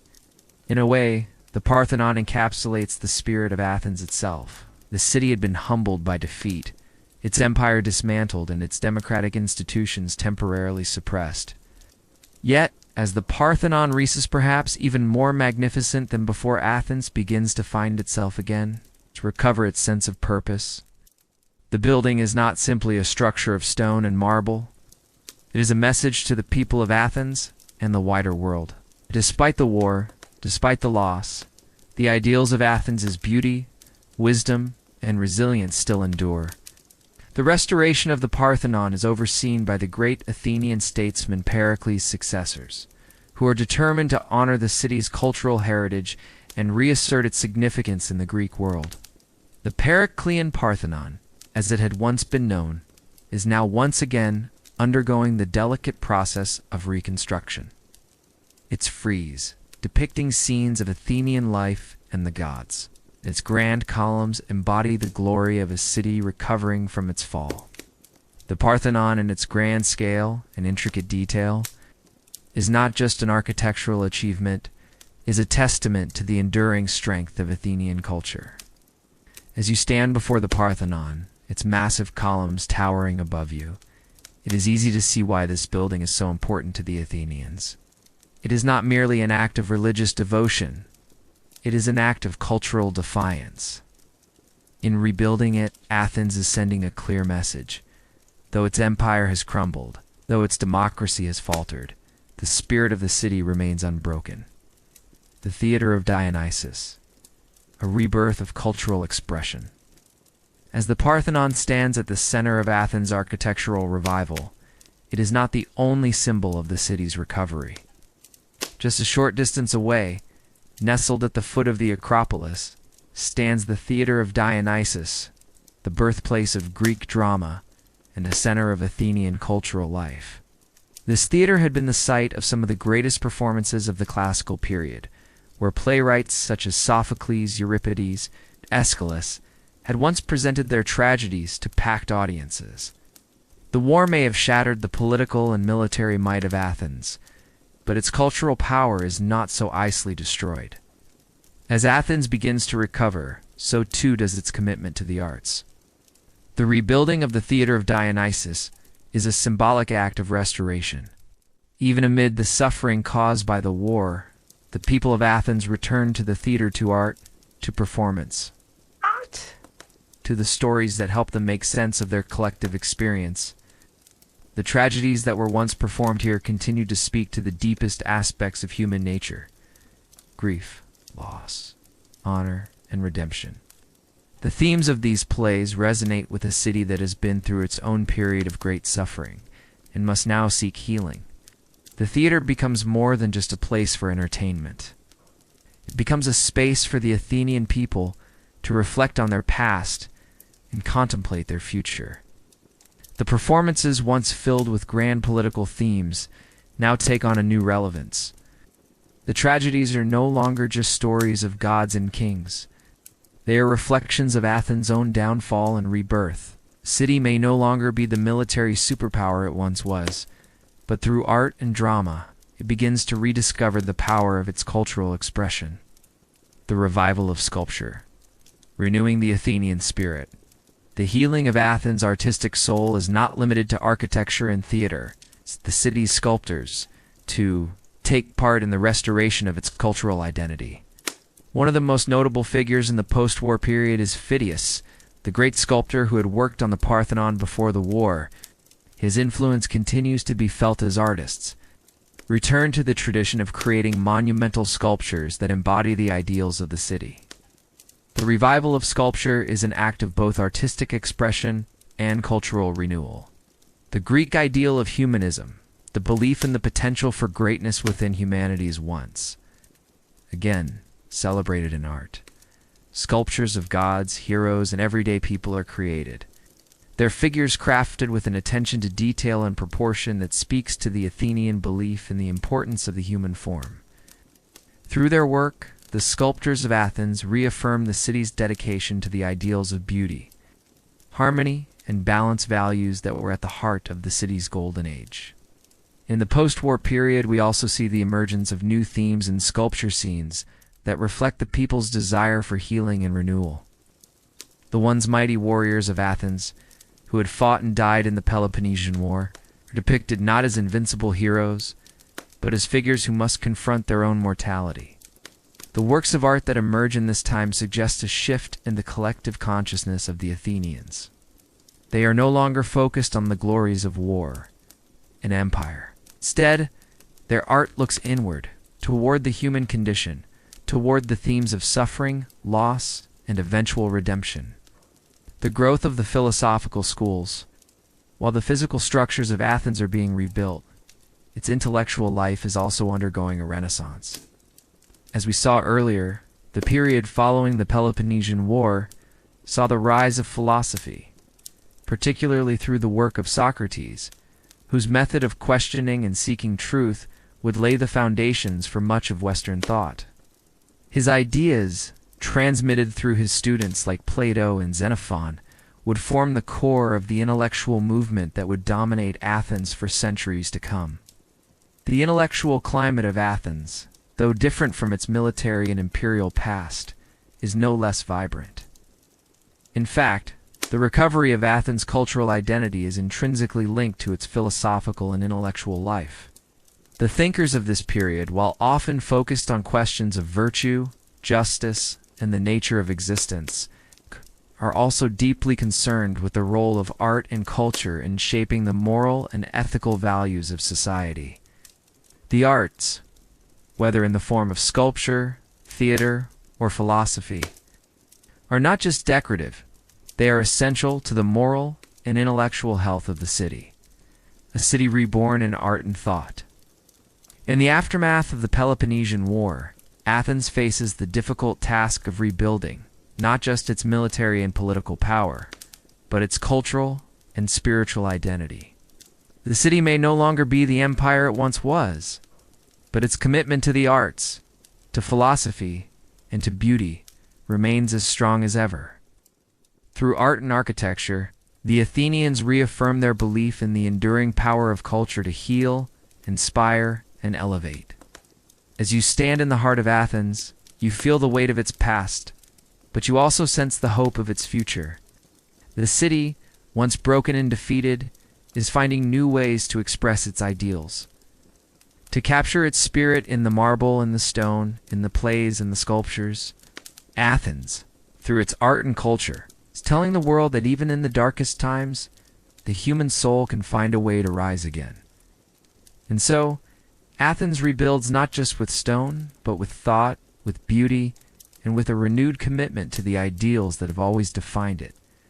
The city may have lost its empire, but it has gained something perhaps even more enduring. A legacy that will live on in its art, its philosophy, and its enduring contributions to the cultural and intellectual life of the world. Part 10. The Spartan Hegemony. Athens under the shadow of Sparta. Imagine the streets of Athens, once a bustling, vibrant center of intellectual and political life, now heavy with an air of uncertainty and subjugation. The once proud city, which had soared to heights of empire and glory, now finds itself relegated to a subordinate position in the Greek world. The mighty Spartan forces, fresh from their victory in the Peloponnesian War, have become the new masters of the Greek mainland, and their shadow looms large over Athens. The aftermath of the war has left Athens in a precarious state. Its empire is no more, its navy shattered, and its democracy has been replaced, for a time, with a brutal oligarchy imposed by Sparta. The proud walls of the Athenian Acropolis still rise, but beneath their shadow, a new and oppressive reality has taken hold. The spirit of Athens, once defined by its cultural achievements and political freedom, now finds itself tempered by the weight of Sparta's iron grip. As you walk through the city's streets, the contrast between the past and the present is striking. The vibrancy of the agora, once filled with the lively debates of philosophers, statesmen, and citizens, now feels quieter, more restrained. The energy that once fueled the democratic processes of Athens is now subdued. Spartan garrisons patrol the streets, ensuring that their will is obeyed, while the remnants of Athens' democratic institutions struggle to find their footing. This is the world of Athens, under the shadow of Spartan hegemony, a world that is far removed from the golden age of the city's glory, the rise of Spartan dominance. The end of the Peloponnesian War does not bring peace, but rather a shift in the balance of power across the Greek world. With Athens' defeat, Sparta emerges as the dominant military power in Greece. It quickly sets about imposing its will upon the defeated city-state. In the immediate aftermath of the war, Sparta installs the 30 tyrants, a brutal oligarchy of pro-Spartan Athenians who ruthlessly suppress opposition and dismantle Athens' democratic institutions. The 30 tyrants, under the leadership of Critias and Theramenes, represent the Spartan vision for Athens, a city that is broken, humbled, and completely under Spartan control. They are not interested in restoring Athens' democratic ideals, nor in ensuring the well-being of its citizens. Rather, they are interested in consolidating Spartan power, ensuring that Athens will never again become a threat to their dominance. The rule of the 30 tyrants is short but violent. The regime arrests, exiles, and executes those who oppose it, and the city becomes a shadow of its former self. The Athenians, who had once prided themselves on their democratic ideals, find themselves powerless, unable to resist the Spartan-backed tyranny that has descended upon them. During this dark period, the citizens of Athens watch as their once proud city is stripped of its autonomy. The Athenian democracy, which had long been the envy of the Greek world, is replaced by a government that is little more than a puppet of Spartan interests. The democratic institutions that had allowed ordinary citizens to participate in the political life of their city are dissolved. And Athens is ruled by a small group of elites who serve the will of Sparta, the brief reign of the 30 tyrants. The regime of the 30 tyrants lasts for only a few years, but during that time, it leaves an indelible mark on the city. The brutality of their rule is felt in every corner of Athens, from the agora to the Acropolis. The people who had once been accustomed to the freedom to speak their minds and participate in civic life are now silenced by fear. The arts, which had once flourished in the city, now seem distant and irrelevant, overshadowed by the harsh realities of life under tyranny. In the heart of Athens, you might imagine the atmosphere as one of quiet despair. The philosophical schools that once buzzed with lively debate are now stifled. The citizens who had once eagerly discussed the great ideas of democracy, ethics, and justice are now wary of speaking out. Even the great thinkers and philosophers who had shaped the city's intellectual landscape, such as Socrates, find themselves under suspicion. Socrates, who had always questioned authority, now finds himself at odds with the rulers of Athens. His Socratic method, which had once been a tool for probing truth and understanding, is now seen as a threat to the stability of the regime. And yet, even in the darkest days of Spartan dominance, there are flickers of resistance. The Athenian people, though temporarily subdued, are not entirely without hope. The oligarchic rule of the 30 tyrants is eventually overthrown, though not without bloodshed. A group of exiled democrats, led by Thrasybulus, returns to Athens and leads an armed resistance against the tyrants. After a brief but intense struggle, the democratic forces succeed in overthrowing the oligarchic regime, and the Athenian democracy is restored. The restoration of democracy.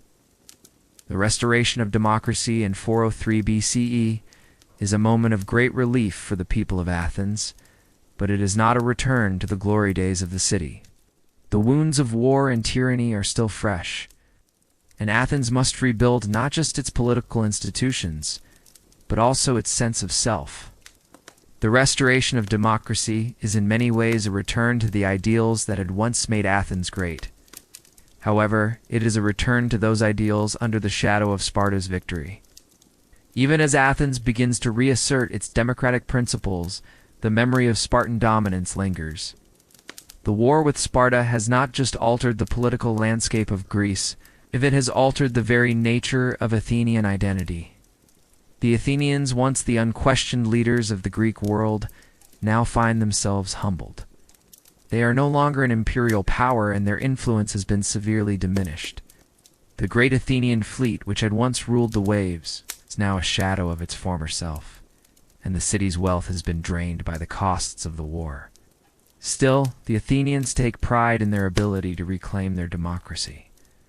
They have faced oppression, betrayal, and tyranny, and yet they have managed to restore what was lost. It is a victory, though not a complete one, and it marks the beginning of a new chapter in Athenian history, a chapter defined by the struggle to regain what was lost and rebuild what was broken. The decline of Spartan power. While Athens begins to recover, the shadow of Spartan hegemony begins to fade. Sparta, despite its military success in the Peloponnesian War, is unable to maintain its dominance over Greece. The Spartan way of life, focused on military discipline and oligarchic rule, proves unsustainable in the long term.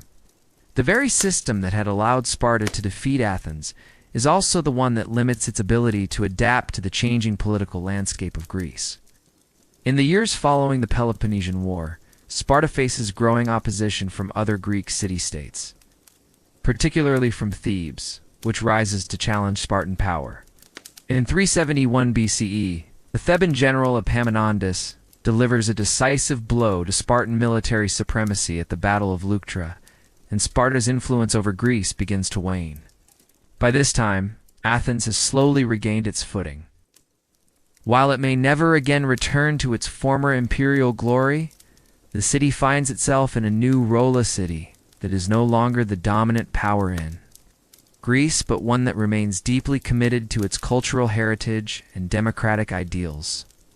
Athens, now recovering from the shadow of Sparta, is still a center of intellectual and artistic life, and its philosophers, playwrights, and artists continue to shape the course of Greek thought and culture.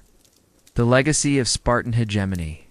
The years under Spartan hegemony serve as a reminder to Athens of the fragility of power and the dangers of hubris. Athens, once the beacon of democracy and culture, is humbled by the rise of Sparta. But even in its defeat, Athens does not lose its identity. The restoration of democracy, the recovery of political power, and the enduring commitment to cultural expression allow Athens to survive. Even in the face of such overwhelming challenges, the legacy of Spartan hegemony is not one of total subjugation, but of resilience. Athens, though scarred by its defeat, reclaims its place in the Greek world, not through military conquest, but through the renewal of its democratic ideals and cultural identity. The experience of living under Spartan dominance shapes the future of Athens, reminding its citizens of the importance of humility, vigilance, and the fragility of freedom. Part 11. The Rise of Macedon, the End of Athenian Autonomy. Imagine walking through the bustling streets of Athens in the mid-4th century BCE, a time when the city is still reeling from its past struggles, from the wars with Sparta and the subsequent loss of its empire. Athens has slowly recovered some semblance of its former self, but the city's sense of self-determination is now under threat. Not from a rival Greek city-state, but from an emerging power in the north, Macedon. At first, the rise of Macedon seems distant, a rumbling at the edge of the Greek world. Far from the polished marble columns and the vibrant debates of the Athenian agora, however, like the shifting of tectonic plates beneath the surface. The rise of Macedon will reshape the very foundations of Greece and Athens itself. The day when Macedon finally exerts its dominance will mark the end of an era, final turning point in the decline of Athenian autonomy.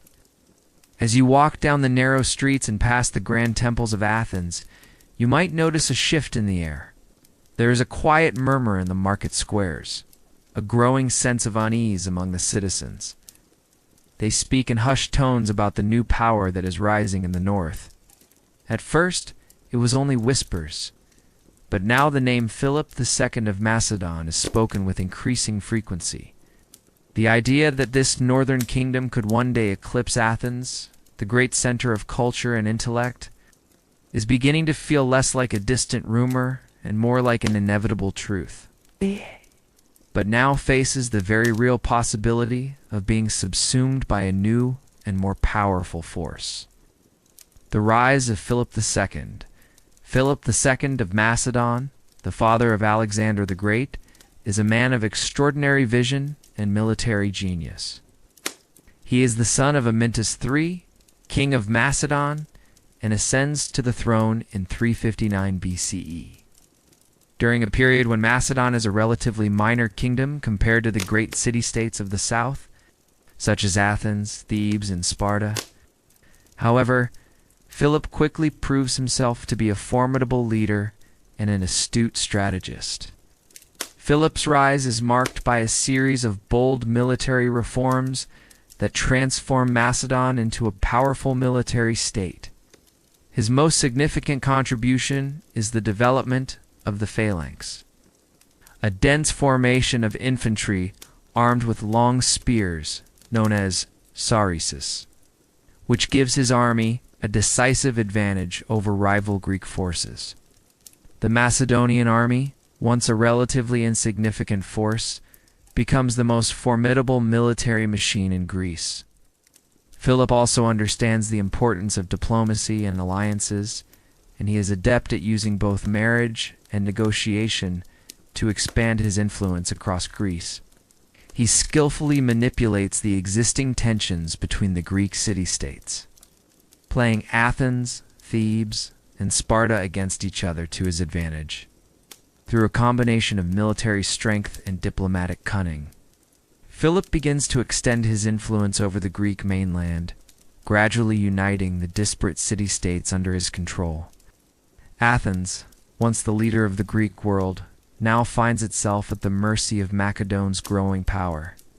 The idea that Athens could be under the control of a foreign king, a monarch who is not even Greek by birth, is unthinkable. Yet, as the Macedonian threat grows more pronounced, the reality of Athens' situation becomes ever clearer. The Athenian response. At first, Athens does not respond to the rise of Macedon with urgency. The city is still recovering from the aftermath of the Peloponnesian War and the years of Spartan hegemony. The political landscape is still in flux, and Athens is once again a democracy, but one that is still weak and divided. The city is also focused on its own internal challenges, grappling with social and economic issues. However, as Philip continues his campaign of expansion, the Athenian leadership begins to realize the gravity of the situation. Under the leadership of Demosthenes, one of Athens' most brilliant orators and statesmen, the Athenians begin to wake up to the threat posed by Macedon. Demosthenes delivers a series of impassioned speeches, known as the Philippics, calling on the Athenians to unite against Philip and defend their independence. In these speeches, Demosthenes appeals to the Athenian sense of pride and freedom. He reminds them of the greatness of their past and urges them to stand firm against the encroaching Macedonian threat. He speaks of the glories of Athens, the city of democracy, philosophy, and art, and warns that if they do not act now, they will lose everything that has made Athens unique. Despite Demosthenes' impassioned pleas, Athens remains divided.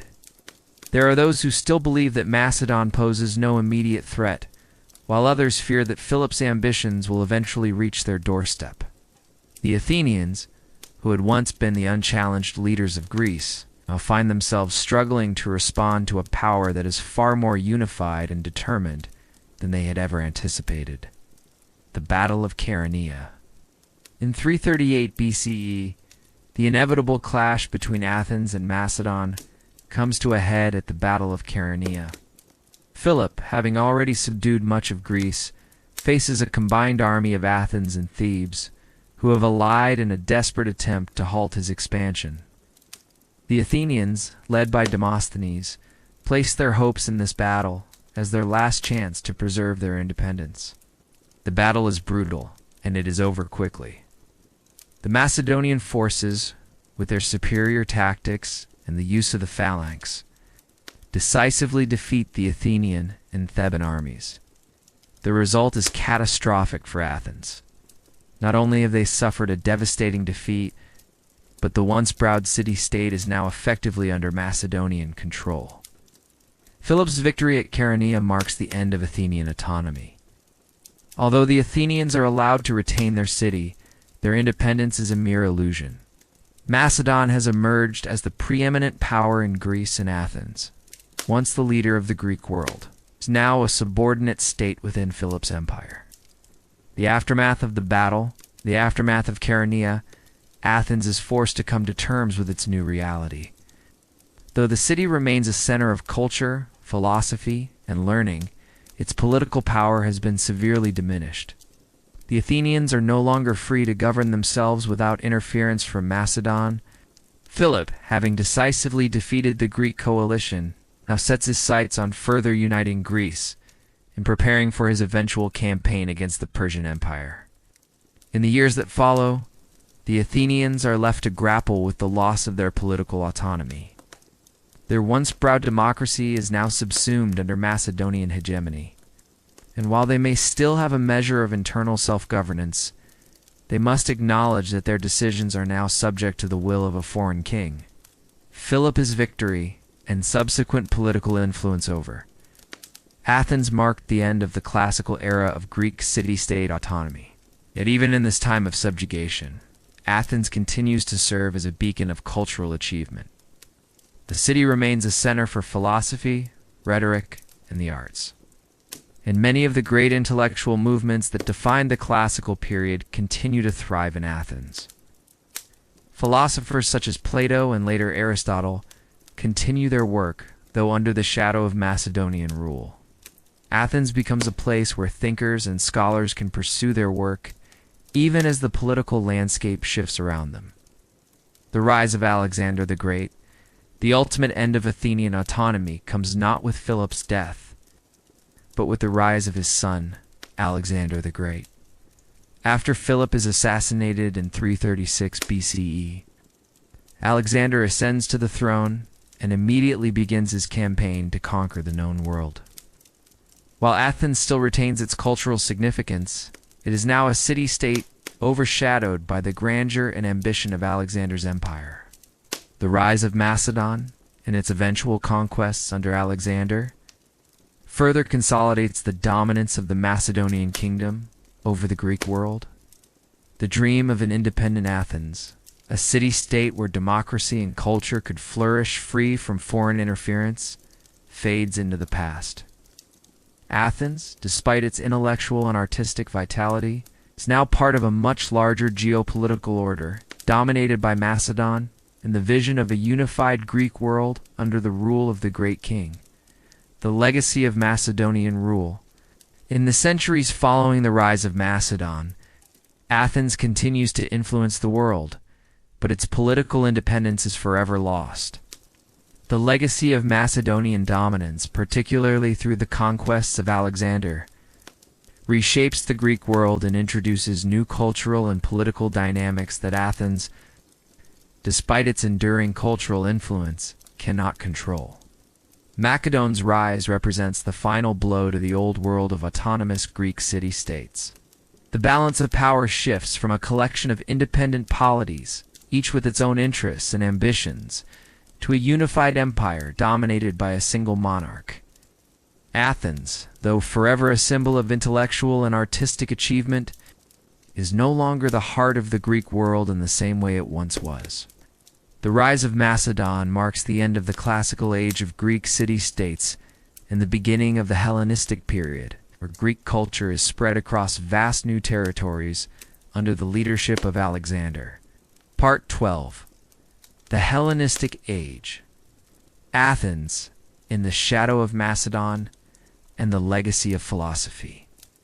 Imagine the gentle hum of Athens as you walk through its ancient streets in the late 4th century BCE, a city still vibrant in its intellectual pursuits, yet weighed down by the heavy influence of the new Macedonian Empire. The majestic Acropolis rises in the distance, Parthenon gleaming in the soft light of the setting sun, symbol of a past age when Athens was the undisputed center of Greek power. But now, Athens exists not as a political capital, but as a jewel in the crown of a broader Hellenistic world. Its sovereignty lost, but its soul still very much alive. The world around you has changed. Gone are the days when the fate of Greece was determined in the agora, when orators and philosophers such as Pericles, Socrates, Demosthenes shaped the future of the city. In their place, new forces have emerged. The Macedonian Empire, under Philip II and his son Alexander the Great, has united Greece and stretched its reach as far as Persia, Egypt, and India. Though Athens retains its intellectual grandeur, it is no longer the political powerhouse it once was. However, Athens does not lose its relevance. Instead, it transforms into a city where the echoes of its great philosophers reverberate through the generations, creating a lasting legacy that will continue to shape Western thought for centuries. In this scene, Athens is no longer a beacon of military and political might. It is a city where ideas endure, where the seeds of philosophy, art, and science continue to sprout and flourish, even under the shadow of foreign rule. The transition into the Hellenistic age is not merely a fall. It is a redefinition. The city that once symbolized the pinnacle of democratic governance and imperial glory now becomes a cultural epicenter, where intellectual exploration and artistic expression continue to evolve and expand in ways that will transcend its former political boundaries. The end of the classical Greek city-state. The rise of Macedon and the subsequent conquests of Alexander the Great mark the final chapter in the story of the independent Greek city-states. After the decisive Battle of Chaeronea in 338 BCE, where Athens was soundly defeated by Philip II, the once dominant city-state entered a period of subjugation. Although Athens retained its cultural importance, its political autonomy was lost. In the years following Alexander's conquest of Persia and beyond, Athens would never again hold the military or political power it once wielded. Yet while the city's influence as a political entity diminished, Athens remained a dominant force in intellectual and cultural life. The Hellenistic period, beginning with the death of Alexander in 323 BCE, marked the spread of Greek culture across a vast expanse, from Egypt to India, with Athens serving as a central hub for philosophical discourse, art, and education. Though political independence was a thing of the past, Athens remained a vital crucible for the ideas that would shape the Western world. In this transformed Athens, the citizenry may have felt the absence of the old political power, but the city's identity as a center for learning, philosophy, and the arts persisted. Imagine wandering through the streets now filled with scholars, artists, and visitors from all corners of the Mediterranean and beyond, each seeking to partake in the intellectual legacy of a city that, though politically subdued, was still unmatched in its ability to foster great thinkers and ideas. Athens, as a cultural capital, even under the rule of Macedon, Athens retained its cultural preeminence. This was due in large part to its long-standing traditions in philosophy, theater, and the arts. Though the city's political influence had waned, Athens was still regarded as the birthplace of philosophy, and its intellectual life was far from stagnant. One of the most significant changes during this period was the rise of new philosophical schools, each influenced by the Athenian legacy, but also responding to the new realities of the Hellenistic world. As Alexander's empire spread eastward, ideas from the city of Athens mingled with those from other cultures, creating a fertile ground for philosophical and scientific innovation, the schools of philosophy. In the wake of the classical period, Athens became home to several important philosophical schools, many of which had a lasting influence on Western thought. Among the most influential were the Stoics, the Epicureans, and the Cynics, each offering a distinct response to the political upheavals of the time. The Stoics. The Stoic school, founded by Zeno of Citium in the early 3rd century BCE, gained considerable popularity in Athens. The Stoics taught that virtue, rather than external wealth or power, was the key to happiness. In an age when political power had become less certain, their message of personal responsibility and self-control resonated deeply with Athenians and people across the Hellenistic world. Stoic philosophers believed that humans should live in accordance with nature and accept the events of life with equanimity. Understanding that external events were beyond their control, the Stoic school became known for its ethical teachings and its emphasis on living a life free from the distractions of material wealth or fame. Stoics, like Epictetus, Seneca, and the Roman Emperor Marcus Aurelius, would later become famous for their practical philosophy. But it was in Athens that the Stoic tradition first took root. The Athenians, who had once prided themselves on their political freedom, now found solace in the Stoic belief that true freedom lay not in the power to govern, but in the ability to govern oneself, the Epicureans. At the same time, the Epicurean school, founded by Epicurus, flourished in Athens. Epicureanism emphasized the pursuit of pleasure and tranquility through simple living and the cultivation of friendships. Unlike the Stoics, who focused on inner virtue, the Epicureans believed that happiness came from minimizing pain and maximizing pleasure, particularly through intellectual pursuits and the cultivation of personal relationships. Epicureanism found fertile ground in Athens, where the intellectual life was rich, and where debates about happiness and the best way to live resonated with the struggles of a city recovering from the losses of war and empire. The garden, the school, founded by Epicurus, became a gathering place for like-minded individuals who sought to understand how to live a fulfilling life despite external circumstances. The Cynics. The Cynic philosophers, led by figures such as Diogenes of Sinope, also made their mark in Athens during the Hellenistic period. The Cynics rejected societal conventions, materialism, and the trappings of wealth and power. Diogenes in particular became famous for his eccentric behavior and his belief that virtue was better expressed through self-sufficiency and rejecting the luxuries of life. His disdain for the pretensions of Athenian society, where materialism and political ambition were ever present, offered a radical critique of the social order. While the Cynics may not have had as lasting an institutional legacy as the Stoics or Epicureans, their emphasis on personal freedom and rejection of social norms continued to influence later philosophers and thinkers in the Hellenistic and Roman periods. Their message was simple but powerful. True happiness lay not in external success, but in self-discipline and living according to nature. Athens and the arts. While philosophy continued to thrive in Athens during the Hellenistic period, the arts also enjoyed a resurgence.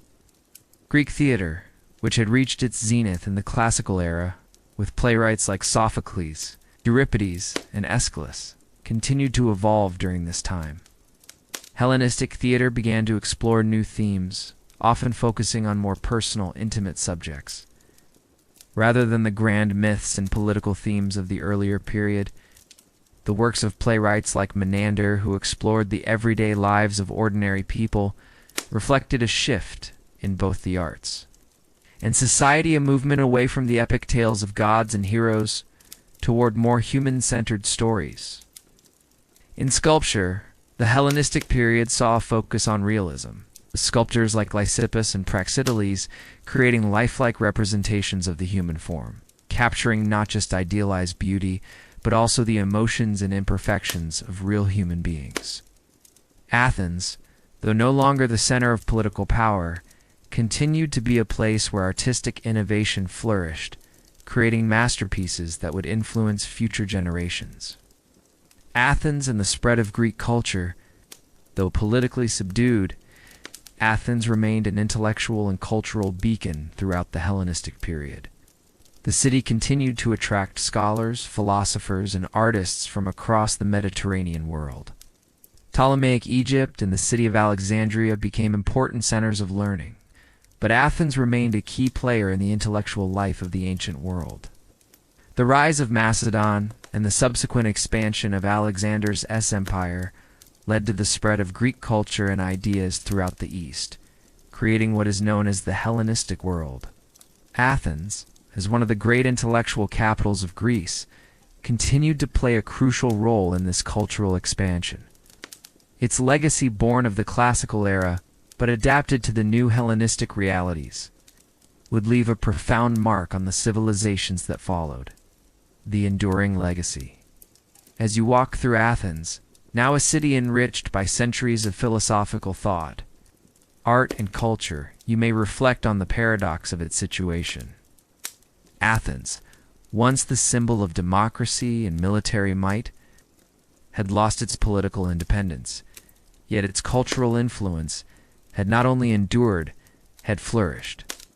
The rise of Macedon and the subsequent Hellenistic age had ushered in an era of change. But Athens remained a central figure in the ongoing story of human thought, philosophy, and creativity. Even in the shadow of Macedonian rule, Athens had found a way to preserve its spirit. The city had transformed, but its role as a center for the pursuit of wisdom, the cultivation of beauty, and the exploration of the human condition continued. The philosophical ideas born in its streets would ripple outward, shaping the intellectual currents of the Roman Empire and beyond, ensuring that the legacy of Athens would never truly fade. And so, as the sun sets over the Acropolis and the stars begin to twinkle above, you are reminded that Athens, though no longer the political powerhouse it once was, remains forever a symbol of the enduring power of thought. In the quiet corners of this ancient city, the echoes of its philosophers still linger, whispers that will continue to inspire those who seek to understand the deeper truths of the world. As the ancient city of Athens settles into the quiet rhythms of dusk, you might find yourself standing before the Parthenon once more, gazing up at its time-worn marble, which has withstood the passage of centuries.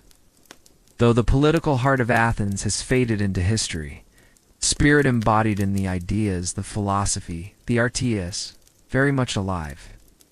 Woven into the fabric of the world we know today, imagine the philosophers who walked these streets, the thinkers who shaped not just the Greek world, but the entire course of human thought. Socrates, Plato, Aristotle, their words echo through time, still alive in the minds of those who seek truth, wisdom, and understanding. Though the city was overtaken by foreign powers, its intellectual light never dimmed.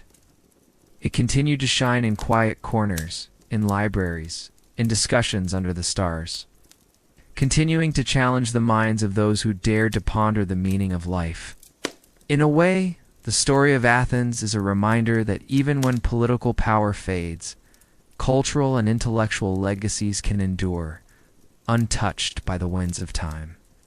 The pursuit of knowledge, the quest for a better understanding of humanity, transcends the fleeting nature of political borders and dynasties. It lives on in the hearts of those who dare to think, to question, to dream. And so, as you leave the city behind, consider how much of our modern world owes itself to the thinkers and artists of ancient Athens.